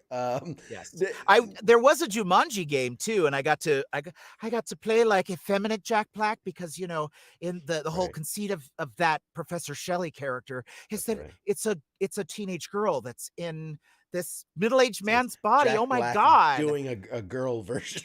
And it was so fun. I think his performance in that first Jumanji film, I haven't seen the second, but his performance in that first one is so good. Yeah, he's so spot on as a teenage girl. It's almost like deep down, he's a teenage girl inside. Just let it out. Makes one wonder. So given that you're so in line with his voice and speaking about animation, I happen to know he's going to be playing Bowser in a Super. Is there maybe a video? I was going to say, is there going to be a video game of Super Mario Brothers? I don't know. Maybe one day they'll make a Super Mario Brothers video game, but utilizing the actors' voices or sound alikes. I mean, are you getting your Bowser ready? Have you heard his voice via the trailer? I have, and I am getting it ready. One thing I've noticed, Jack came back and did the new Kung Fu Panda television show that's on Netflix. I'm also in that, which is awesome because I'm playing not Po, and I booked a character in my own right. That's, I think, debuting the second season, which just hit. But Jack came back and decided he wanted to play Po in this series, which is awesome. And I've noticed that his voice has dropped way down here like this. So now when I do Jack Black, I have to like keep it down here. And that's kind of where Bowser lives, Mario. Like Pretty good. I like so that. I trying to be on. I have not been on call for anything. Even if I had, I couldn't tell you. Right. But I can tell you I haven't been on call for anything. And so to that end, I'm keeping it ready, but I have yet to play in that sandbox. You just gotta be ready. You have to be the opportunity meets was it luck, and opportunity meets preparedness. Yeah, preparation. Yeah, one of those. So moving past the Jack Black of it all, which you're incredible at, by the way. Thank you. Obviously, as I'm looking through your work, I found this link, and so the first Marvel project that I could find, if IMDb is to be believed, you were Scuttlebutt in the Avengers: Earth's Mightiest Heroes, correct, 2012. which for those that don't know, that's like the ship that I think Beta Ray Bill was involved. Anyway, it's a long story. But so that's how you find yourself doing this Marvel project. When you do that, the very next thing you're doing is doing a voice like Iron Man. Did you see that? Did you ever think like, oh, like I can, like that's my wheelhouse. I can do an Iron Man. Like how does that go? How do you go from Scuttlebutt in Avengers to then playing, Iron Man shortly after? Wow. By way of playing Star-Lord in the Marvel Anime Disc Wars, and then through an open audition for Marvel Superheroes Frostfight. It was a 90-minute direct-to-video that they were doing for Netflix. This was pre-Disney Plus, and they already had their Avengers Assemble cast, and Adrian Pasdar had been playing Iron Man for several years at that point. But he's also an on-camera actor, so his schedule was always up in the air, and he wasn't always available to record in group with the cast because they would do group records for that show. Needless to say, for whatever reason, they had an open slot for the Iron Man character in this particular 90-minute video. And Iron Man wasn't the only one. Like, if you look at the credits for Frostfight, you'll see that while certain actors are reprising their roles from the Avengers Assemble cast, others aren't. And for what reasons, I don't know. Like, for example, Captain America on Avengers Assemble was played by the inimitable Roger Craig Smith, who's incredible in that role, but he wasn't Captain America in Frostfight. I don't know why. I have no idea why. It was pre my time and not a decision I was made privy to. What I do know is Matt Mercer, who also worked in Marvel Animation and as various characters, played Captain America and did a brilliant job as well. So I don't know why Frostfight was casting the way it was, but it did. There was an open slot for Iron Man, and a general audition went out. And I was like, the most significant portrayal of Iron Man I had ever seen was Robert Downey Jr. So I just wanted to take the opportunity to play around with his speech pattern, his delivery as Iron Man, his compellingness of making that character cool. And I said, I'm going to give this a shot, and I'm going to sprinkle some Downey dust on it because that's what it needs. No offense to Adrian Pasdar, but I had played I'd played like Lego Marvel superheroes and heard his performance, and I'd heard him as Iron Man, and he's got his own take, and that's awesome. But for me, the consummate Iron Man's Downey. So I mean, it's hard. It's hard to. So if I'm going to get the opportunity to audition it, I want to bring that sauce to the table. So there was a line like, again, Frostfight's this kind of like for kids, superheroes meet Santa kind of vibe. And I basically, took one of the lines in the audition and just decided that I would put that upspeak that he puts on there and the different kinds of, pronunciation and bring that to the party. And somewhere somebody in casting went, that's what we want. I want that guy. We want someone that sounds like Robert Downey Jr. Like, absolutely. And so it paid off, that risk. It was a risk because in animation, Iron Man was Adrian Pasdar. Sure. But it paid off insofar as after Frostfight, I got a call through my agent from the people at Marvel Animation, and they're like, we've got this Lego Marvel project coming up, and we would love to have you reprise Iron Man the way you did in Frostfight. We loved what you did. Would you come do it for Lego Marvel Avengers Disassembled? Absolutely, I will. Thanks for calling. And then shortly after, I got the call, hey, Adrian Pasdar has opted not to renew his contract as Iron Man for Avengers Assemble Season 4. Would you like to take over the role of Iron Man? Yes. I think so. To get to play the coolest superhero in any given room, right? Aside from Batman, there's nobody cooler. And I just mean it's in terms of, I don't mean like as a favorite character. Like you can think whatever character is the coolest in and of yourself. I just mean in terms of the way that they're written, like suave, swagger, bit of an alcoholic, but a fun Who one. owns the room when they walk in? Right. Who owns the room? Batman, Homelander, and Tony Stark. They own the room when they walk in. Yeah, you're spot on. And so I'm looking through the times you've played him now. we're not comparing. Well, we're comparing. So Robert Downey Jr. has played Iron Man Tony Stark in 9 different films and projects. Now, you have a variety because you've done it in game, you've done it in short form, you've done it in serialized TV form. You have 11 credits to your name of Iron Man / Tony Stark. So technically, you've been Iron Man more than Robert Downey Jr. I mean, you got to feel a certain way about that. I mean, how does that make you feel? I hadn't thought of it that way, but thank you for that. It feels amazing. I think the capstone on that particular adventure for me was being invited into the What If cast, because they were going for all their on-camera actors, and it was the first Marvel animation project after Endgame. And spoiler alert, we all know what happened in Endgame. If you don't know what happened in Endgame, that is not my problem. Yeah, you wouldn't care either way. So Tony Stark dies in Endgame, and this would be the first iteration, and this is the first real project in a post Tony Stark universe. So to be able to play that under the guise of what if these events happened within the Avengers timeline, either these stories take place in the past or they're alternate timelines where Tony didn't die or whatever, to be able to pick up that torch and to be invited into the cast that contained so many of the on-camera actors, many people. Hemsworth reprised his. I'm in the MCU. That was mind-boggling to me. What was mind-boggling is I got a Google alert for my name.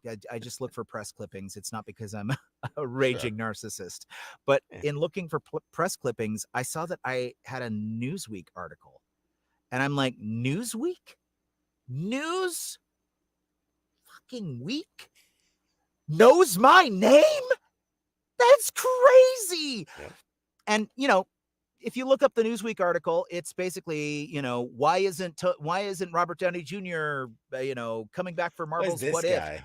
But then they go through his brief history with the MCU and his brief history with Disney Marvel, and then they spend 3 paragraphs talking about my career, and I'm like, nobody interviewed me. They just did what you did. They did a deep dive on my IMDb. They said, veteran voice actor Mick Wingert is taking over the role. You may know him from blah, blah, blah. And 3 paragraphs later, they're wrapping up the story going, we're looking forward to seeing what happens with the MCU in What If. And I'm like, I just got press coverage in Newsweek.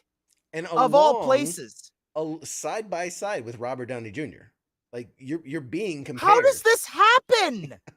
Also, I do most of my work, if I'm not in a video game, most of my work is, well, I would even say including video games, most of my work is episodic television.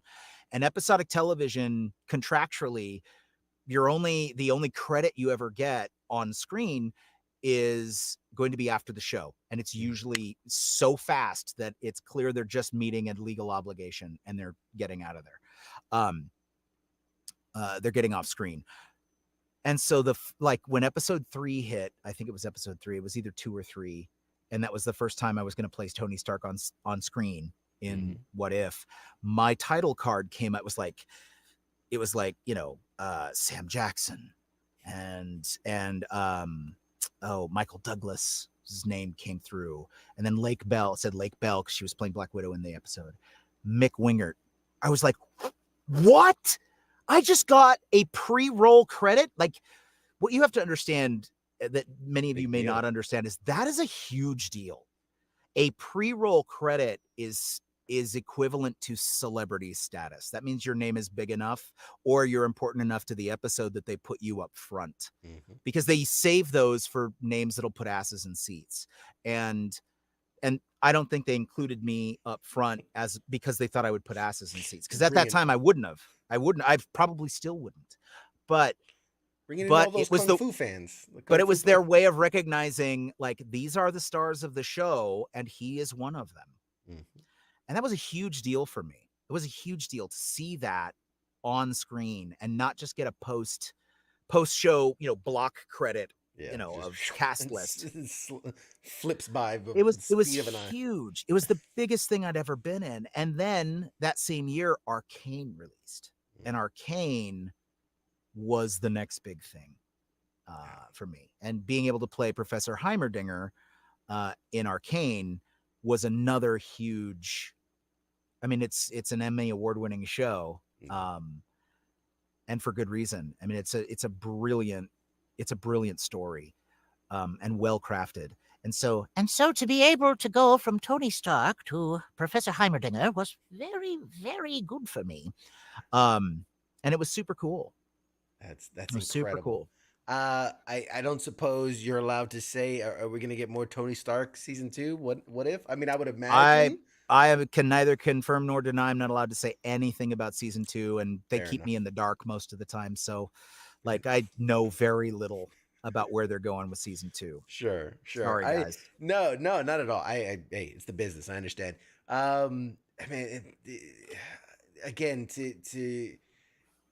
I can't imagine,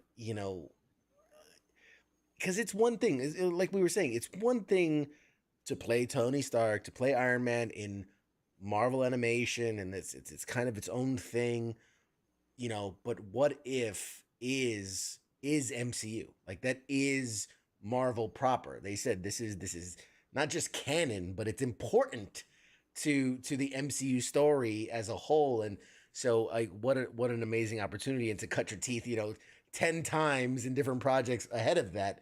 So it's like they were preparing you to actually take on Absolutely. And what I'll also say, about the MCU story is that that wasn't a guarantee. Just because I had played him before, it wasn't a guarantee. Sure. I know that, I was talking about ADR earlier, and different actors do different percentages of their own ADR. And I know they have a really spot on ADR guy for Robert for the films. But doing ADR is different than doing original animation. Sure. Doing ADR is usually you copying a performance line by line, sometimes syllable by syllable. And I did a little bit of that for Robert in Spider-Man No Way Home. But I didn't. But beyond that, I hadn't done a lot. I didn't do anything for any of the Avengers projects or any of the other cameos that Tony had in any of the other films. And I know they had a solid guy that they went to for that. So, I mean, there was no guarantee that I was going to get the nod on what just because you've done it before doesn't mean they're going to use you again. Yeah. And what I was told was that it came down to being able to act the original scripts, being able to carry the emotional tone of the moments that they were going for, with a performance, with the creative performance, right? Not a replicating performance, but being able to lay it down. And that's how I got the nod, is that they really liked what I was doing and felt like it was strong from an acting perspective. So again, not casting any aspersions on anybody else. I don't know what they thought of anyone else, but they did tell me that was what got me in the room. Well, it's 'cause and that was kind of a compliment. I was like, wow, it's kind of intense. It makes sense. No, it's one thing to, you can sound like this guy, and it's a whole nother thing to say you can bring that person's, je ne sais quoi, to the role. Like, you can really bring that person to life in that character. So that's that's so incredible. And not to say all just Marvel, you've also done a little DC work, right? You were Vigilante in the Arrowverse, and now I'm as much of a Marvel guy as I am. I love the Arrowverse. I was a big fan of Arrow, and very fond memories of Vigilante, the character. What was that like, voice acting a live action person? I mean, I'm sure that had to be that was super fun, because it was ADR, but it was an original performance. Unlike, it wasn't like I was matching a celebrity who had already voiced him. We were replacing, the stuntman was on location doing the dialogue live for the scene, for the shooting. But they knew they weren't going to use his performance, even when they had him do the lines. That was for the other actor in the scene. to be able to play off of. And for me, it was super fun. It was fun to join the DC universe through the Arrowverse properties because they do have such a devoted fandom. I love getting to be the guy that says you failed this city. And really it was my dime store Batman, but it was vigilante enough for them to go, yeah, that's what we're looking for. Yeah. We want him to sound like that. Menacing. Yeah. So that was kind of fun. Plus I have, one of my good friends, David Sobolov, is Gorilla Grodd in The Flash, which is also an Arrowverse show. And so to be able to just, talk about working with the CW guys and how easygoing they are and how complimentary they are, it was super fun. It also was the first time I'd ever met Michael Dorn. Okay. Michael Dorn was going in to cover his ADR. I think he plays Prometheus on the show. And he was coming out of his session as I was going into mine, and I had to get a photo with him. I'm like, "You're Michael Dorn, you're Worf. You're amazing." We all have our star moments. We all have, we all get starstruck. Absolutely. Even those of us in the industry will sometimes go, "Oh my God, you're so-and-so. I can't believe I'm working with so-and-so." Yeah. Such a big fan. I love what you do. Such a big fan. And I was gonna say, now, and you have the ability too with your friend. You can be like, what would it sound like if Gorilla Grodd, fought Vigilante, and then the two of you, right?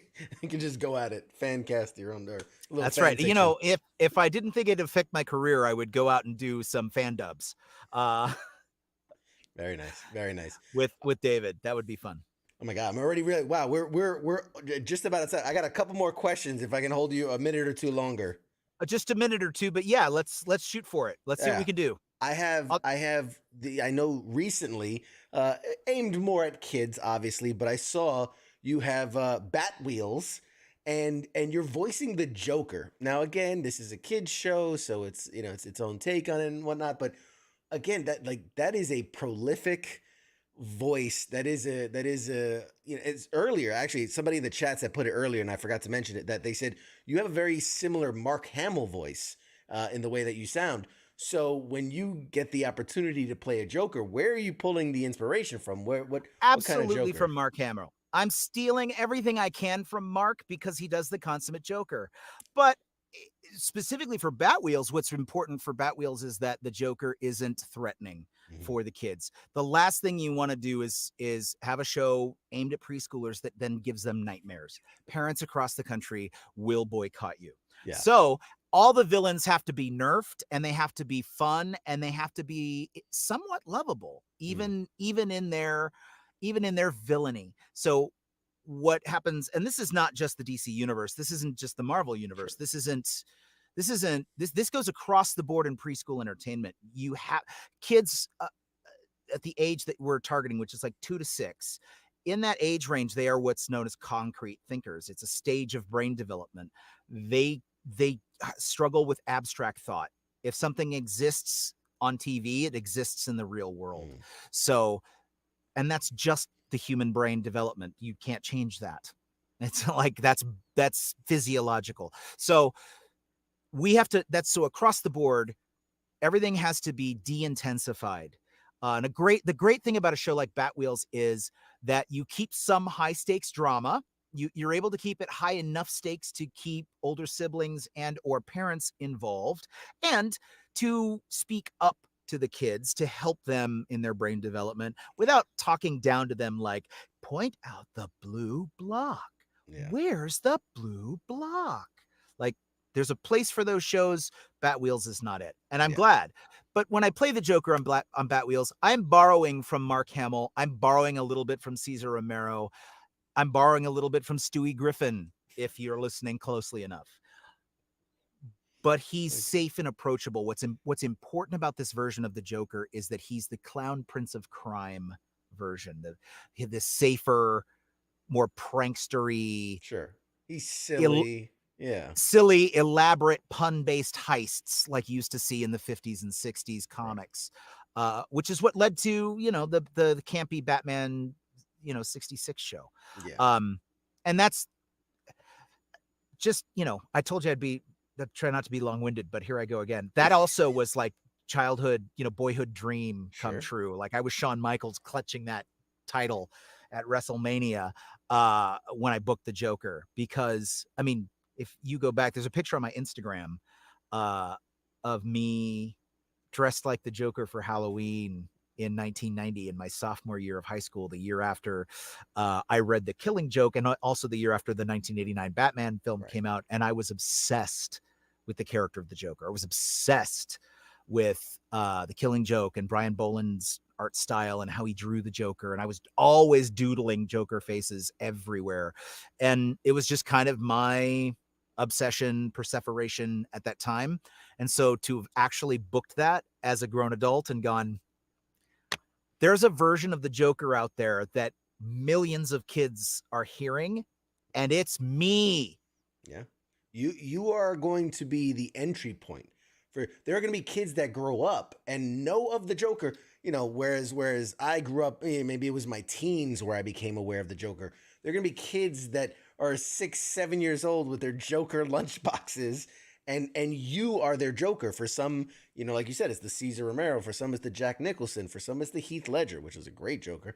But for many, a entire generation, there's going to be Mick Wingert is their Joker. So, I mean, that's so incredible, man. I'm happy for you. I think that's such an incredible accomplishment. Thank you. I love performing on Bat Wheels, and I get to do double duty. I'm also the mobile operations mechanic, which is the little comedy bot in the Bat Cave.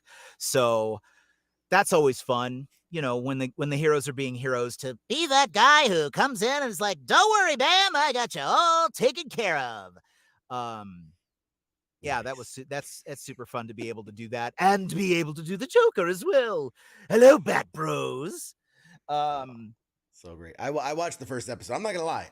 When I saw that, I was like, I gotta watch the first episode. I sat down and watched the first episode of Bat Wheels, and you and the other criminals on the highway, and they come. Oh, it was great. I loved it. I Awesome. enjoyed Thanks. it. It's a With that, fun I don't want I don't want to hold you up any longer. I'm gonna give you the last minute here. Where can people follow you? Where can people find you? What do you have coming up that you want people to check out?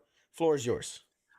There's not a lot that I can talk about. There's so much of this industry is NDA. I'm sure you've heard this from every voice actor that, you know, has been on your podcast, because we all want to keep working. We all want to keep working.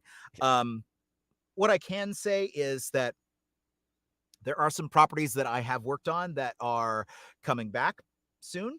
I definitely can say that I'm online. You can follow me online on Twitter and Instagram at Mick Wingert, all one word, just my first and last name. I was lucky enough to be able to just get that simple on both platforms. I'm recently did a turn in the last couple of iterations of the very popular video game Genshin Impact. So you can look for me as Il Dottore, one of the villains there. And I've been very proud to be directing Firebuds, which is season 2 of Firebuds will be coming out pretty soon on Disney Junior. And I was voice director on that and got to work with the whole cast, and that was super fun. Also, another dream moment, got to work with Weird Al Yankovic, of all people. Like, oh my gosh, I just directed Weird Al Yankovic. What is my life? It's crazy. If you told 13-year-old me or 12-year-old me from 1986 that, guess what? The guy that you're listening to on the radio, you're going to be directing him one day. What? No, stop that. That's kind of cool. The other thing too is that I have a horror podcast called The Hidden Frequencies, and it's Twilight Zone inspired. So it's all fully produced audio drama starring some of your favorite voice actors like Fred Tatasciore and Roger Craig Smith and Cissy Jones and Jeremy Lee and, you know, Courtney Taylor and some of the best in the business. And they're about 30-minute episodes.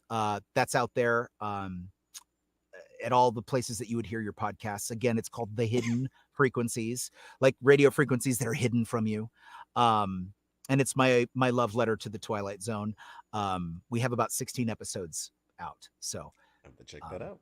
It's a passion project I've been doing since 2018. It's slow. It's not a monthly podcast or anything, but Certainly can't compete with your viewership, but we're also not making that much content where we all get busy. So yeah, but it is out there, and I would love for your viewers to take a listen, and hopefully they'll enjoy that too.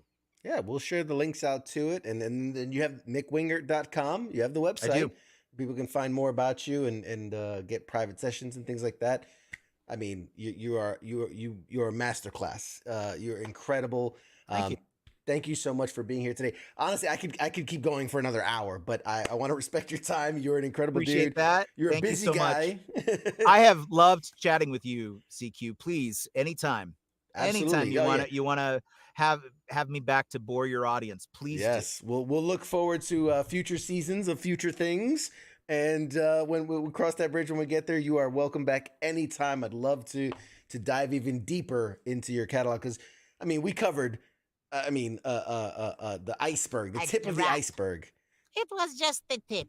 Just the tip. We only gave you the tip on this one. Next time we'll go deeper. All right, guys. I'm going to go say goodbye to my guest. This has been Mick Wingert. Check him out on all the places he mentioned. Check out the website and check out his stuff. We're going to keep supporting him and hope that he comes back soon in the future. In the meantime, I'm going to toss to a short break, and we'll be back with more right after this. Thanks. Thank you.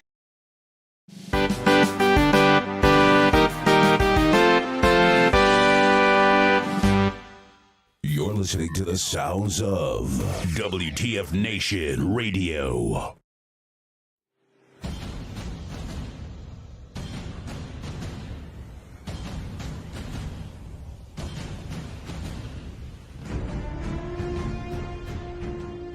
Hey, you there? Yeah, it is right, you. Let me ask you something, alright? Where the hell do you think that you're going? Oh, what do you think because the show is going to commercial that means you get to just walk away? Well, CQ asked me to pass on the little message, alright? And it says, I'll be back.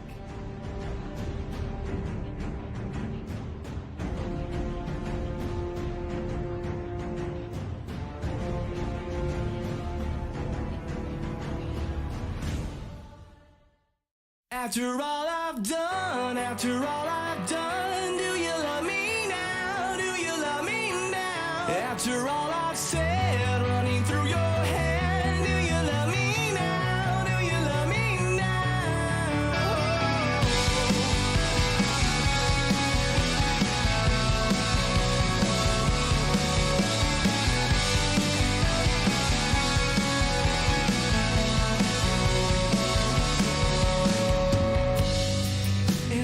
told you everything, I bet you cry and run away.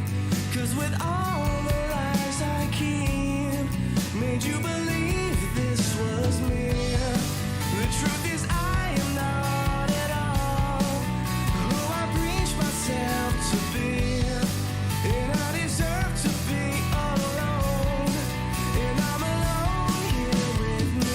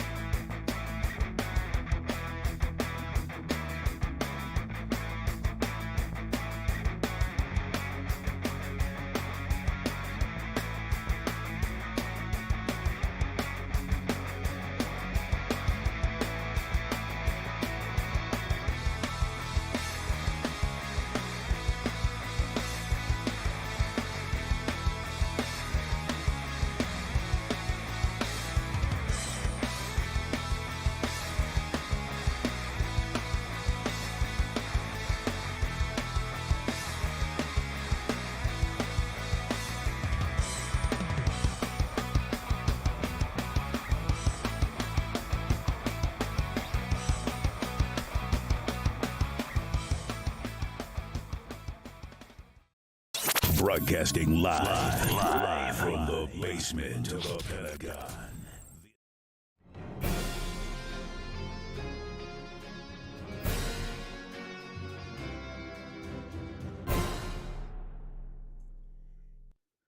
Hey, everybody. Welcome back. Woo! That was a good one. I am going to let's bring back Mad Mike, everybody. Hey. That, like, say hey. I don't see the little bubble on things. I wasn't ready.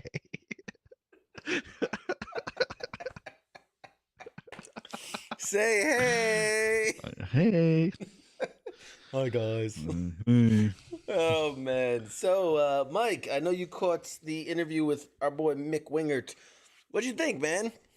Oh, it's great. Does a lot of stuff. I Yes. I watch all those cartoons, but I don't pay attention to who does them. Well, that's the thing. Like I had heard his voice. This is something we were chatting about on the side that, like, I didn't realize how much I had heard his voice. Like when you actually start listing it out, and you go like, "Oh shit, I played that video game. I watched that show. I saw that movie. I watched the Arrow voice. I didn't know he was the voice of Vigilante." Right. You know? I had no idea that either. Yeah, you know, like is Master Po is the big old Jack Black the panda on Kung Fu whatever it's called, Kung Fu Panda.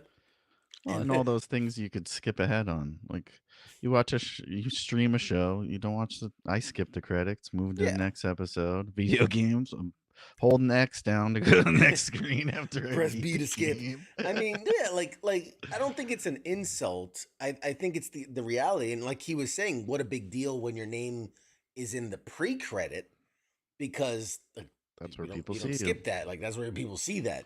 You're forced to watch it, just like Marvel forces you to watch everyone that did anything in their movie. Well, first of all, let's be honest. Ain't nobody actually watching that. Everybody's on their phone while the credits are going. Nobody's I never actually have service, watching it. so I'm watching it.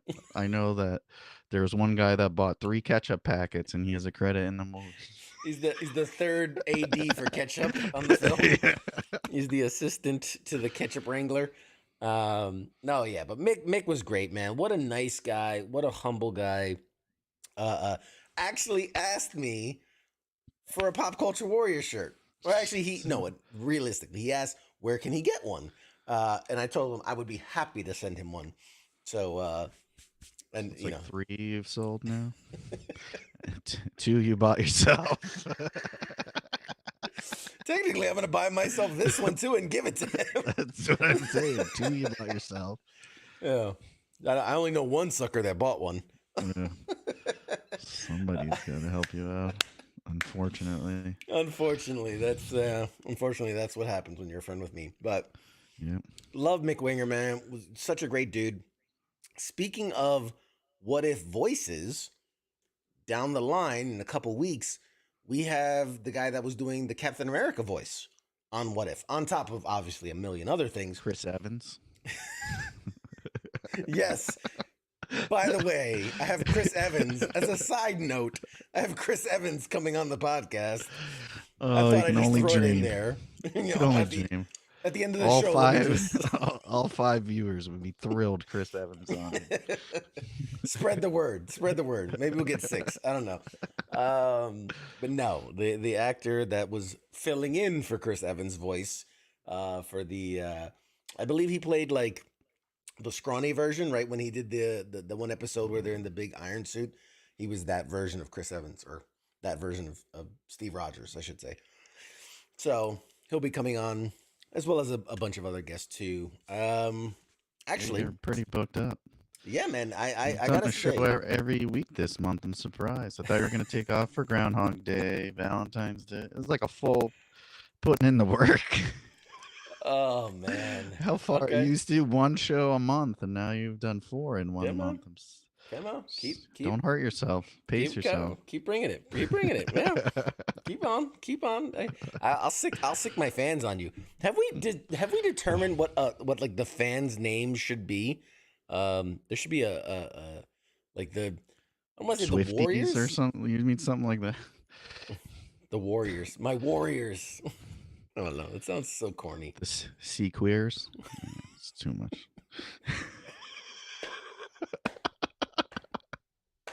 And Mike Slow did his last episode. And with that, ladies and gentlemen, we close. I think I could still return this equipment on Amazon. The Sea Queers. What about in the Navy? Ah, boom, boom. So no. Realistically, yeah, you're right. Work on it. You're right. No, you're right. We've been chugging along hard. I mean, we've had some great guests, and we've got some great guests coming. There's more coming, right?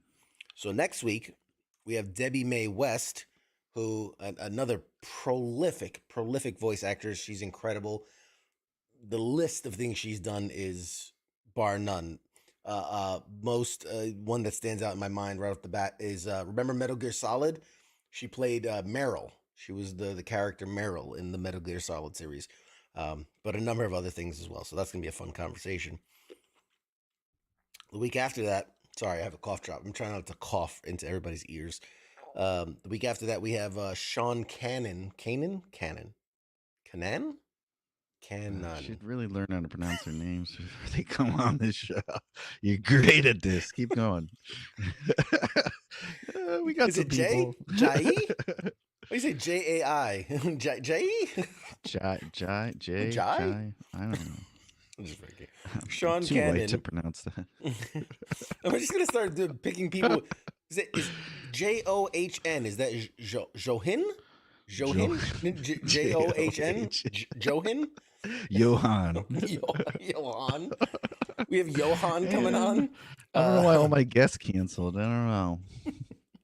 Oh God, Christ Almighty. So March 14th, we have Sean Cannon coming in. He was in I think he was in like the original Karate Kid 3, and then he's the last season of Cobra Kai. He was the guy that owned the furniture store. Like he used to be a bully, but now he's a good guy. That's Sean Cannon. He's coming on the week after. If he doesn't reschedule for the fourth time, we'll have John Carroll Lynch, incredible actor. I mean, this guy has been in everything.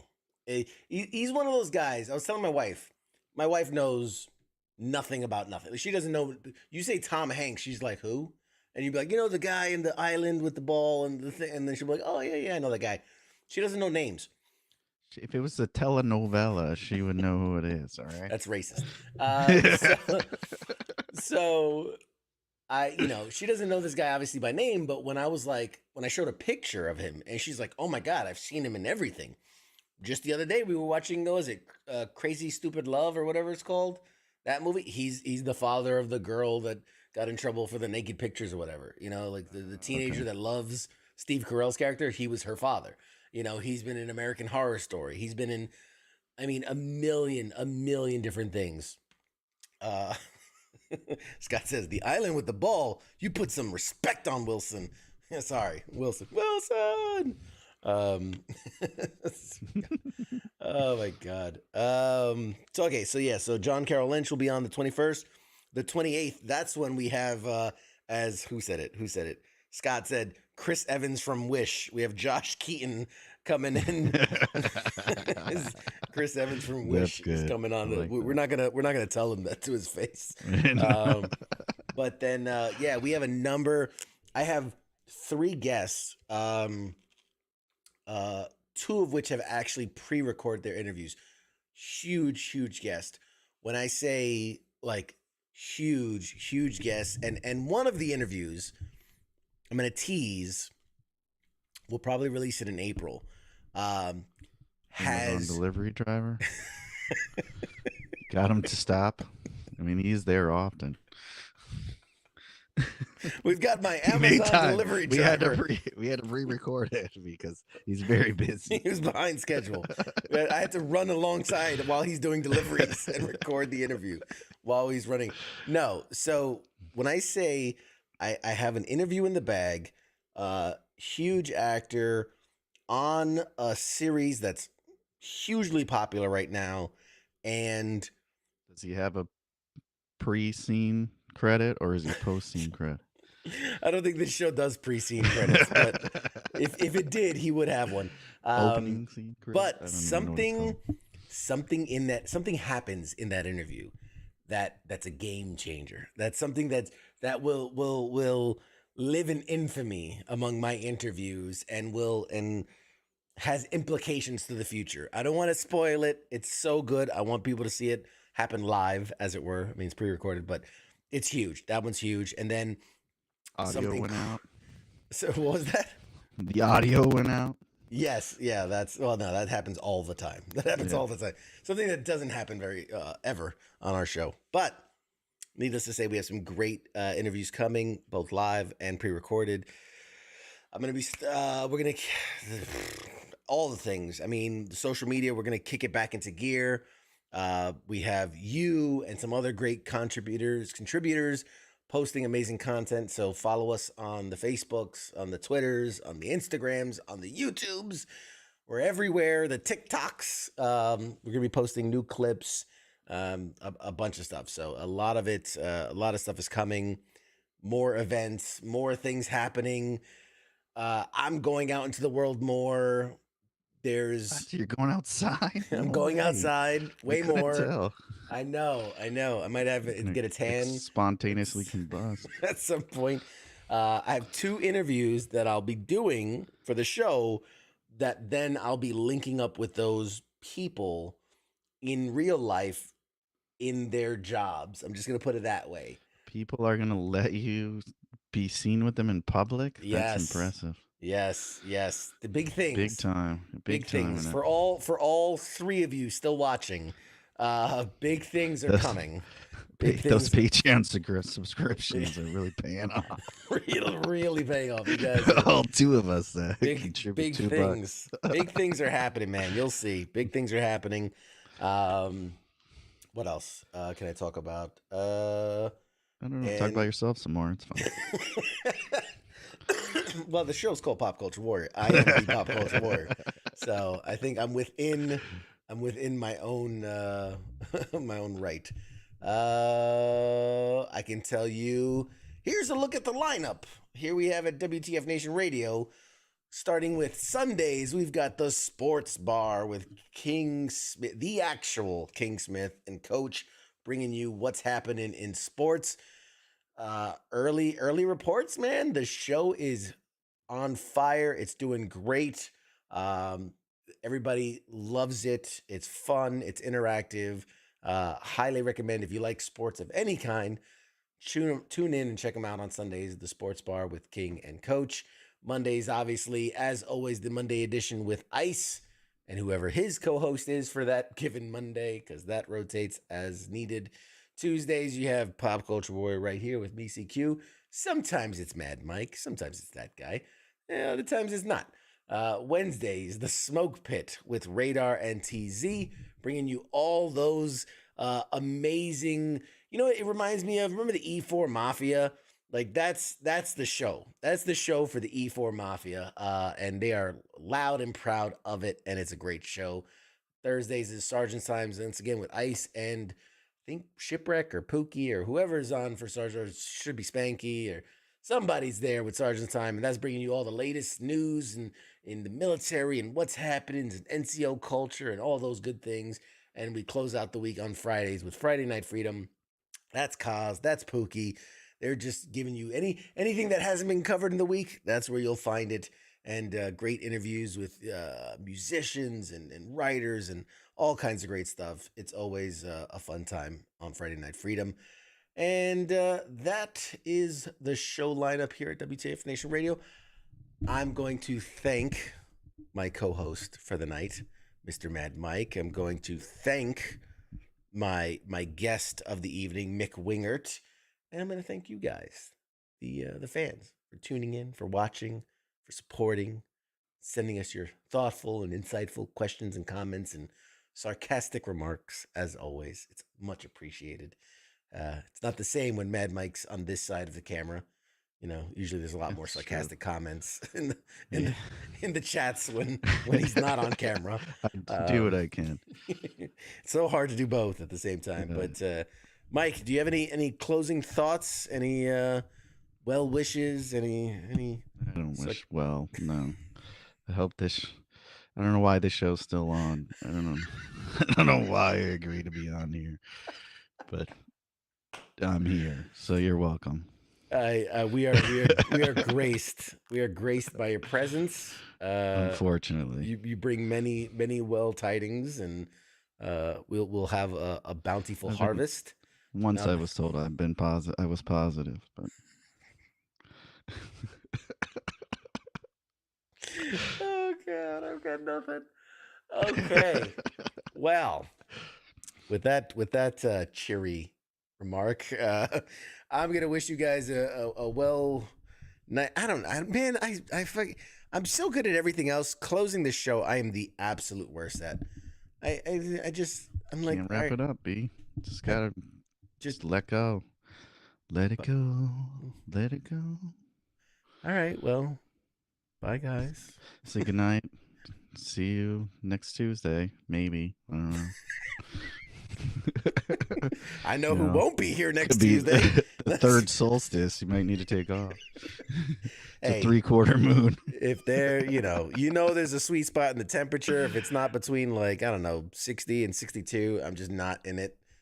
So you gotta feel it. What can I say? But no, as always, guys, thank you for tuning in. This has been a lot of fun.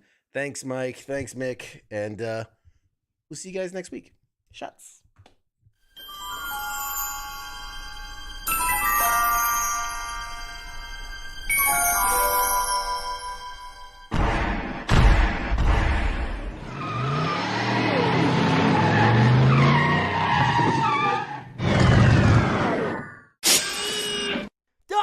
Doc! Oh, no! We're too late! We missed it! Oh, jeez, this is heavy. Wait a minute, Doc, I got a time machine.